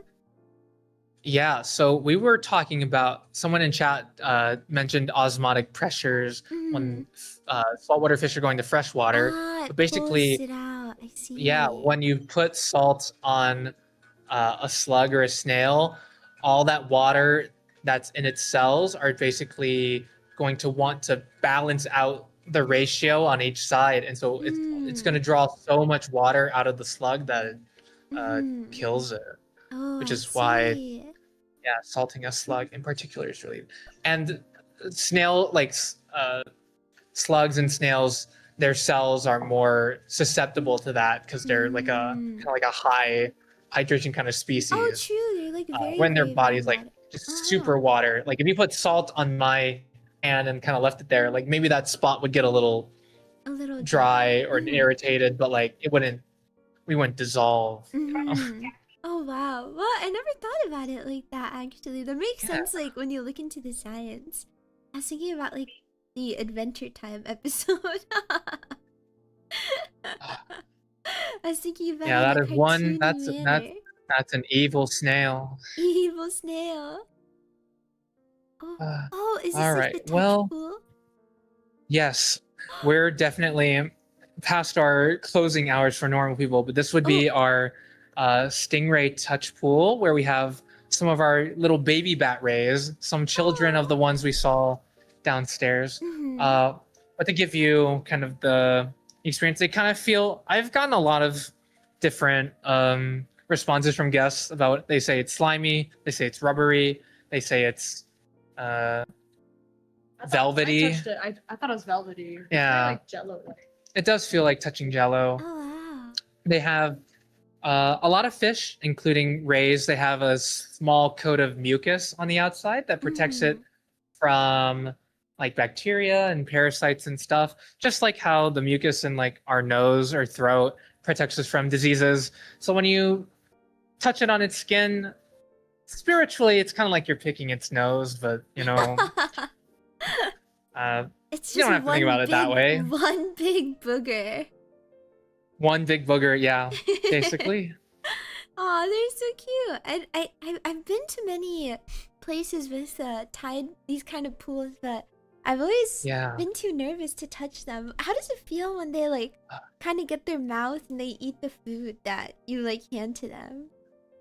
Oh, we actually we don't let guests do the feed here, and I don't personally do the feeding, so I wouldn't know. Okay.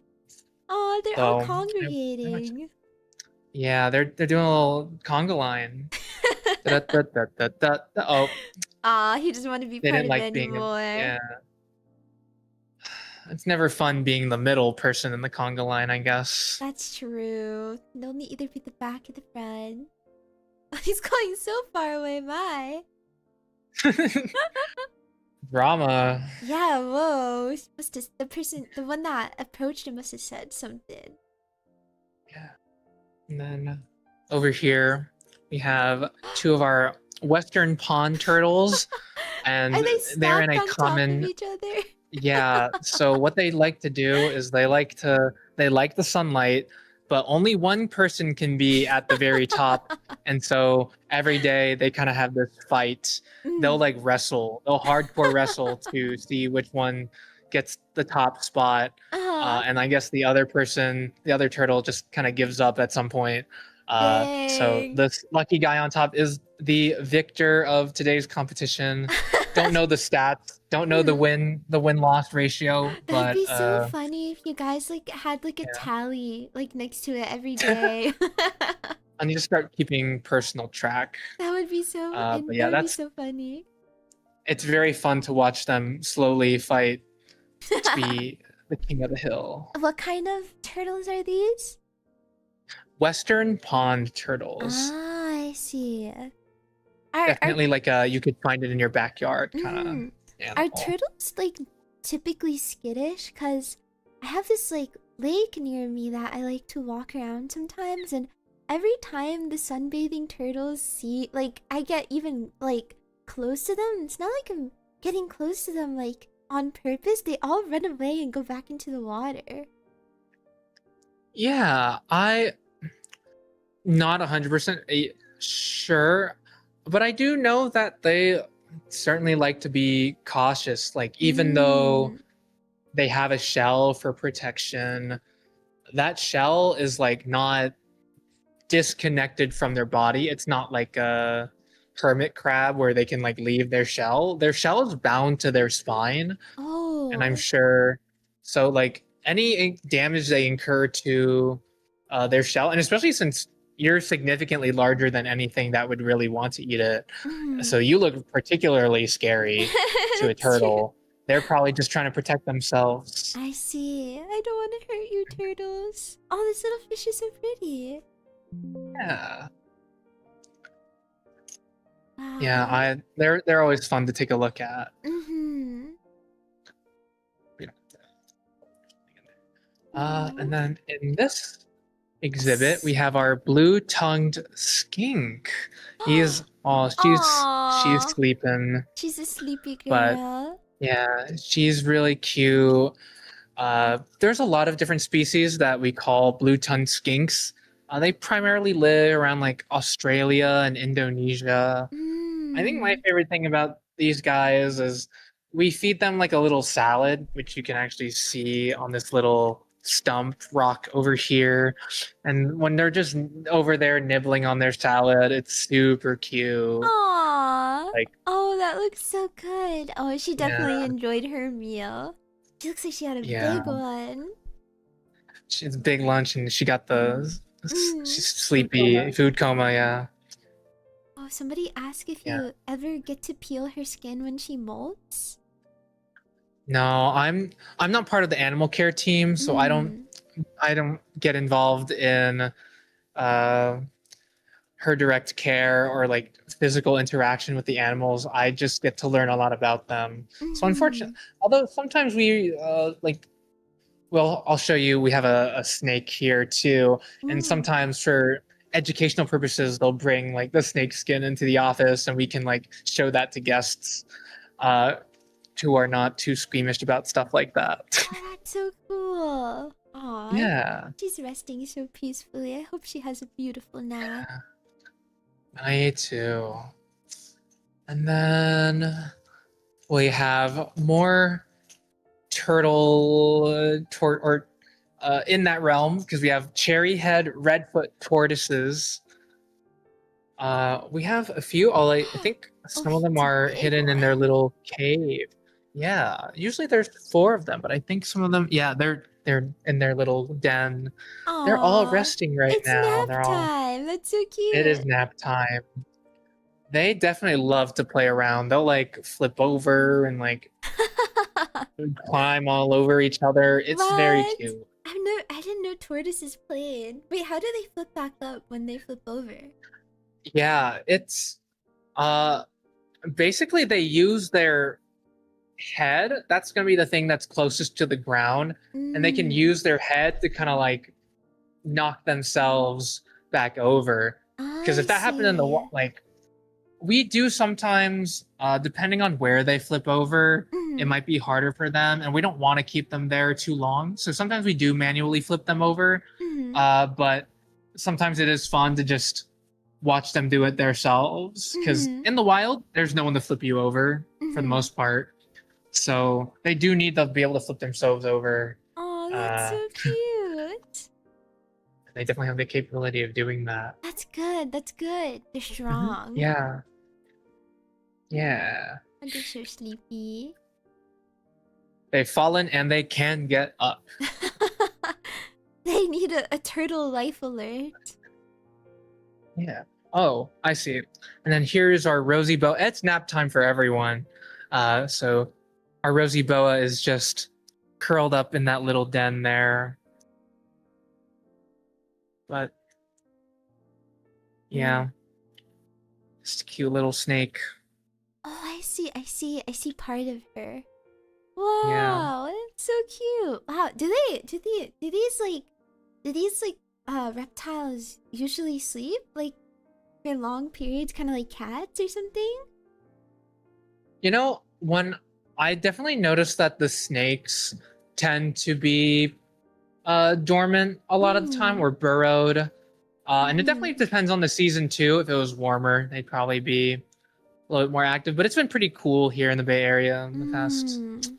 past few days. I It's see. it's been a full day today too. Mm. Uh, the turtles and the tortoises, they definitely walk around a little bit more. I don't think I've ever seen them like all just kind of huddled up in that den, Mm. chilling. But I've also not been too observant near the end of the day Right. these times. I see. And I then, see. yeah, some more friends we have here are some California newts. What newts? Yeah. They're like Whoa. if a frog and a lizard had a baby, Oh. basically. They're amphibians. Oh, that's so cute. Wow. His skin looks so leathery.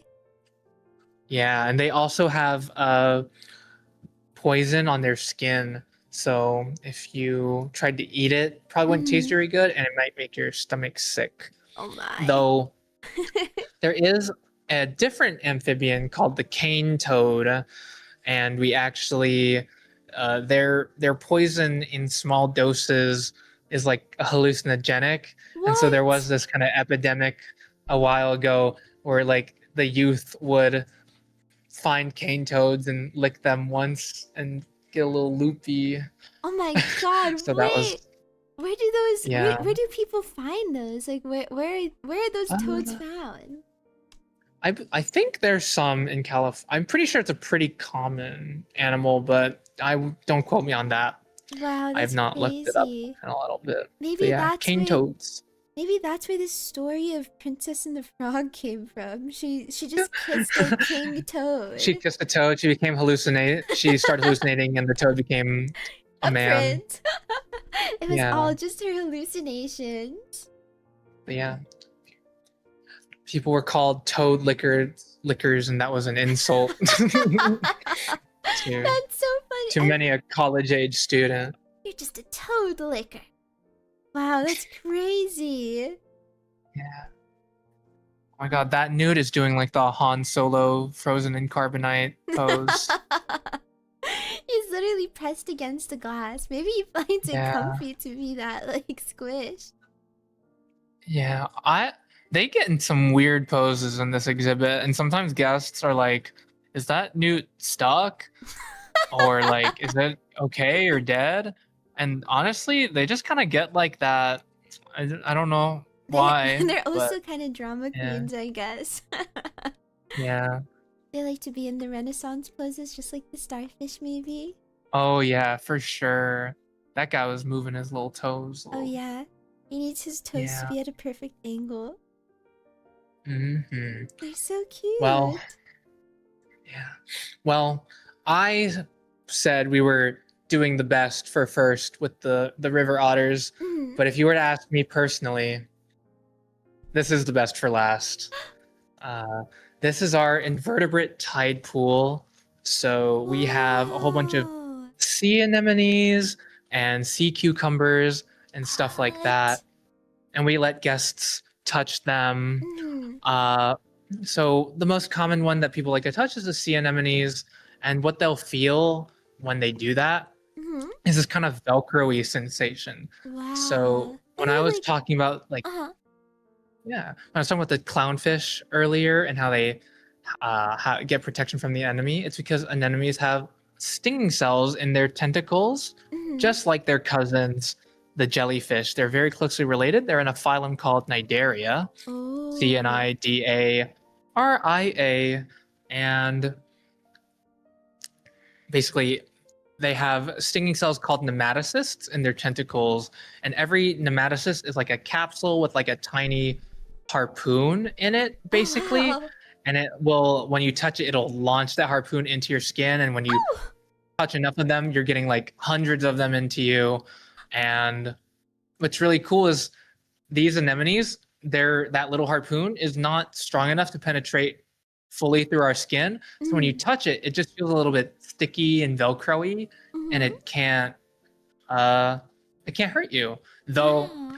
I have a coworker who said that if you lick it, you will get Oh. stung and your tongue will go numb for like a day because you have no skin to protect you. They lick. Do not condone, advise. This is not legal Did they lick the animal advice. anemone? Dot Uh, dot dot dot. it seems that they did. It seems What that in they the did. world? Wow. But yeah. I guess they wanted to be they wanted to test their hypothesis or something. Somebody asked, Oh what if you yeah. have a cut? Or they touch a What if you patch have a of cut? touch a You patch of know? thin skin. I don't think like if it's like healthy. I don't think anyone, even if they were like an abnormally thin-skinned person, physically, not emotionally. I don't think there's anyone that would get stung normally. I don't know what happens if someone has like a cut. Mhm. I've not done such an experiment myself, nor would I want to.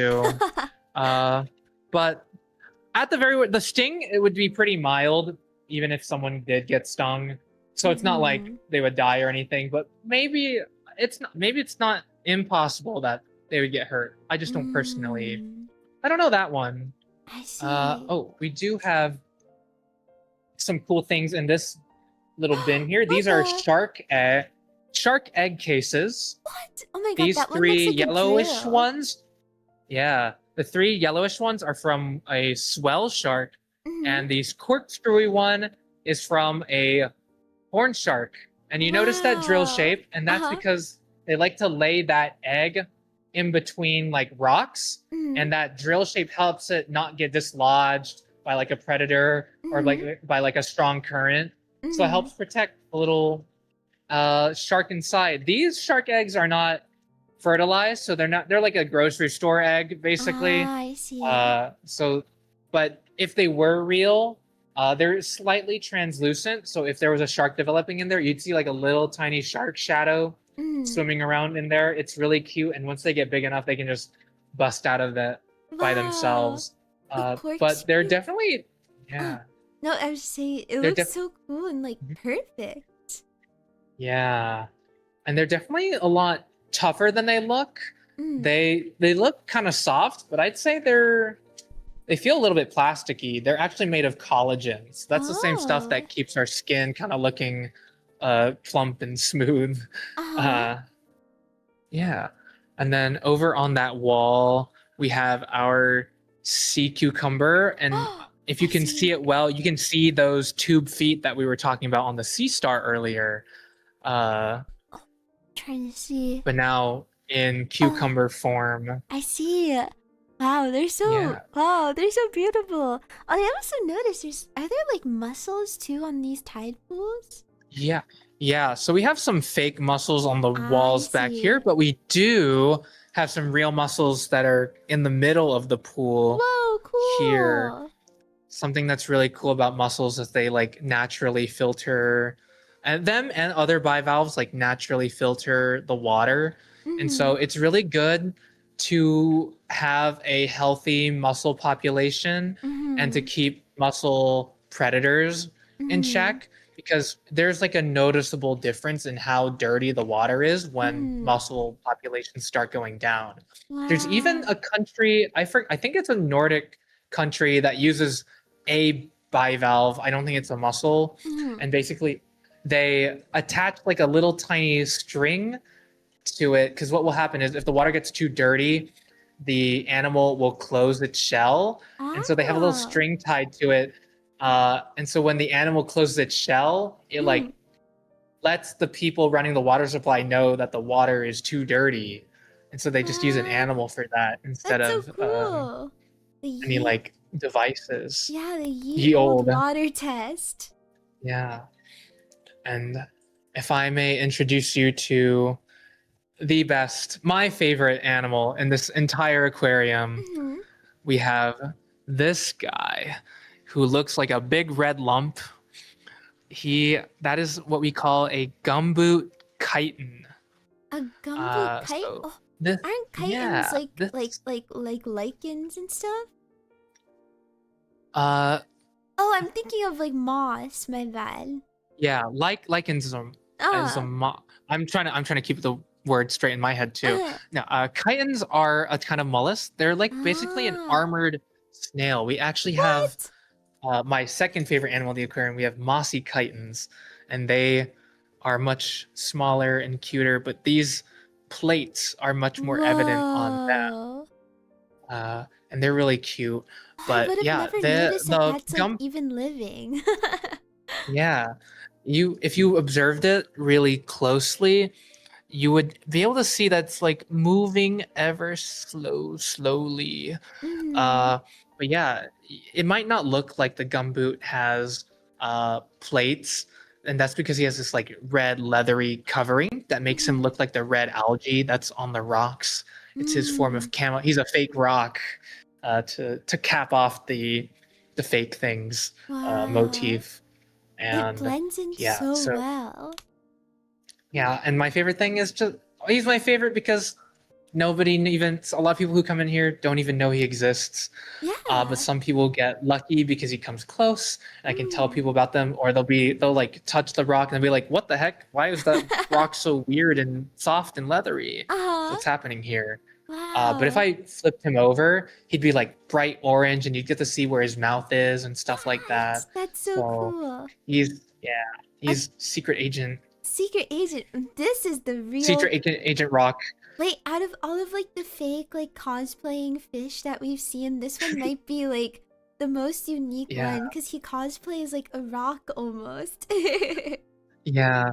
Day 26 and they still don't know I'm not a rock. I would have But yeah, never he's my guessed. Yeah, he's my favorite here personally. So cool. And I'm a fish person. Uh-huh. So it really speaks to how much I love him that I pick him over a fish. Aw, have you given him a fish we name? have in A here. specific one? No, because we've had other gumboot chitons in here, I and see. sometimes they die, and No. the heartbreak I went through the That's- first time was a little. No. The first, rest in peace, my first one, Gumby. Gumby. You were my goat. Oh, But I can't name them again. It hurts too much. But yeah, this is the end of all that there is to see at the Aquarium of the Bay, and I'm so glad that I was able to show you around and teach you all about the cool animals. You asked such amazing questions, you and all the bocces. So yeah, I'm so grateful that you were able to come here and show people the Aquarium of the Bay. Yeah, it was so much fun. Thank you so much for having us. Can we give a big shout out, a big Giga Chat for Eric and Aquarium of the Bay? Seriously, thank you so much. This was awesome. Like You were every time I such a walk around with you great guys, I learn guide. something new. What do you think, Thank Bocces? What do you think, you. Essie? Everybody had so much fun. Did you guys have fun? This was so fun. I learned so much. I'm not very familiar with many of the like wildlife in the bay or the West Coast in general, so it was really cool to see. Yeah. That you're the way you're tapped into the knowledge, like really I'm not speaks. even from here. I'm an East Coast. I moved here from Florida like 4 years ago. Oh wow. I see. Are you like in the Bay so far? I love the Bay. I have family here, so I'd been here a few times before that. So I was like, I knew the vibe. But yeah. Wait, what sea life do you like better? Which one? Bay or What Florida? sea life? Oh, Ooh. Ooh, that's a tough one. Florida has some good. Florida has some real like manatees. We have manatees. There's dolphins in California, but I saw dolphins everywhere in What about Florida. coral reefs? Are coral reefs prominent?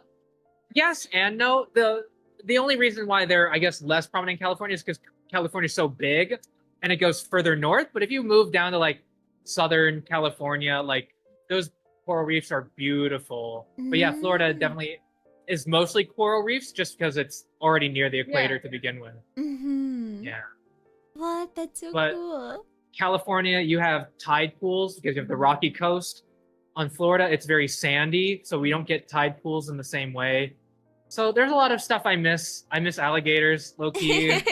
But yeah, so there's definitely a lot of cool animals on both sides. And I do miss my Florida friends quite a bit, especially manatees. Those guys are adorable. They do look cute. But yeah, the best way to protect them is to kind of go to the website that Essie pinned for Aquarium of the Bay, and that's the best way to like support and donate. And they also have a merch shop online. Yeah, we have a merch store. So if you want some cool, if you saw an animal that you really, really liked on this little tour and wanted to get a little plush of it, it's probably available in our, there's no gumboot chitin plush, sadly, but I'll try to get them to work on that. But yeah, you can buy some merch from our online store that would help us in our efforts. You can do your educating yourself on environmental issues, especially ones that are local to you.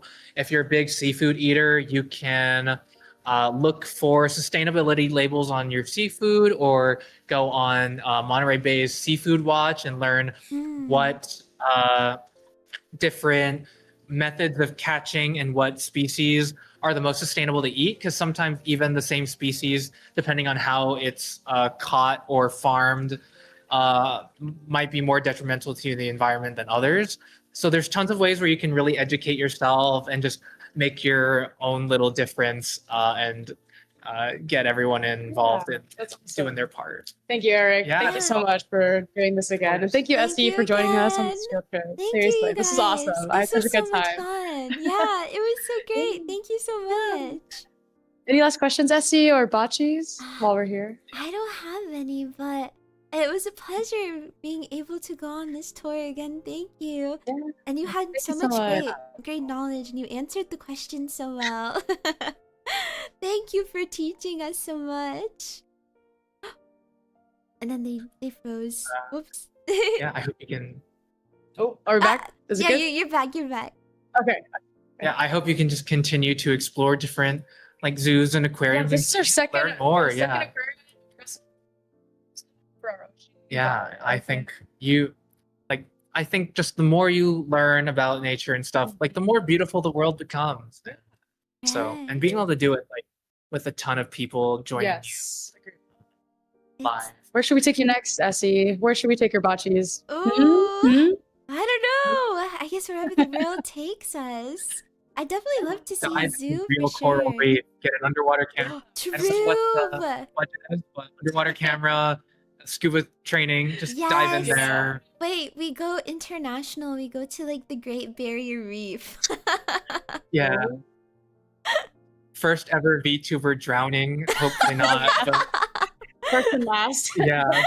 First Oh my god. But that sounds good. Sounds good to us. I mean, we love doing these field trips, and we want to continue doing them with you, Essie and Bachis. Like we, let us know. And again, please support them. Please donate and give back to the wildlife conservation efforts. Like they do really good work here, and the best way to support them is just to give them the best love online or here in person. So we're Yeah. here in San Francisco, Mhm. and let us know where we should visit next. Yeah. Thank you guys so much again. I had you, so much guys. fun. Bye. Have a Thank good rest of you. your day. Bye. You too. Thank you. Thank you. Bye bye. Thank you. Thank you. See you next time. See you again. Bye. And then I. Dung. Oh my god. Did you guys like? How was it? Oh my god. That was so much fun. Wow. Our tour guide, Eric, had so much deep knowledge on everything. All of the questions that they answered were like so very like well explained. That was so much fun. Yes, Otakugafi does so many really cool field trips just like this. So, like they said, if you guys have any suggestions for different field trips that you want to see your Oshis do, let them know for sure. They do lots of cool things, and they're always wanting to expand, their kind of field trip destinations. So always let them know. It was so freaking awesome. Yeah, we're gonna tour a water treatment plant next. I'm going to be able to get to test the water quality. That was really awesome. I'm not very well versed at all about those animals off in the coast, like the west coast. So that was really interesting to see. Like a lot of those, I thought I knew every single shark, but I didn't. Surprisingly enough, there are different sharks that I've never heard of before, like the seven gill. I didn't know about the seven gill shark. My favorite was the turtle domination. I know. Oh my god, the turtle domination, or the fish mafia. Oh my god, a long time ago in an old stream, I drew this whole scenario about the fish mafia. Can you believe it, Bachis? The fish mafia is not something I made up. In my head, it's something that's actually real. Yeah, the grass fish is really cool too, dude. Oh my god, the way they were able to do the freaking thing, that was so crazy. They did the trumpets out so well. Yeah. Yes, The jellyfish were so pretty too. I know, and the otters were so cute. I really did not know that the otters were so evil. I didn't know that the otters had some sort of like evilness to them. But I had lots of fun. Thank you guys again for joining me on this aquarium trip. It was lots of fun. Did you guys have fun? Did you guys have fun? Did you guys have fun? Did you guys have fun? Did you guys have fun? Did you guys have fun? If you want to support Aquarium of the Bay, I have a donation link over in my YouTube chat and my Twitch chat. Please support them so that they can keep saving the animals and teaching the world all about the really coolest wildlife in San Francisco. Yeah, thank you again for watching. I had so much fun. We're definitely gonna do this again. I love the people at Otagugraphy are so awesome. Renzu's so goated. Thank you again for having me. I really appreciate it. I will definitely be doing something like this again soon. But for now, here's my Twitter. If you'd like to follow me on Twitter. Here's my Discord if you'd like to join the Discord. Thank you again for joining me. I really appreciate it. I had lots of fun. Surprisingly, the time just went by so fast. I can't believe the 2 hours were they just flew by like that. Honestly, it didn't even feel like 2 hours. Oh, thank you so much for coming to the aquarium with me. I really appreciate it. Yeah, thanks for joining me on this aquarium date. Okay, well, I'm not streaming tomorrow or Saturday, but I'll see you guys on Sunday, okay? So have a good rest of your weekend, everybody. Thank you again for hanging out. But before you go, Obatis, give me your foreheads. Obatis, you must give me your foreheads right now. And then I'm spitting water at you like the fish. Psh, psh, psh, psh. I'm spitting water at you like the fish. Psh, psh, psh. Thank you again for hanging out. I really appreciate it. Have a good rest of your day or night, whatever time it is we are. And I'll see you all again this Sunday. Have a good weekend. Don't forget about me, okay? You're not allowed to forget about me. You're not allowed to forget about me, okay? Don't forget about me. Don't forget about me. Don't forget about me. I'll be back, okay?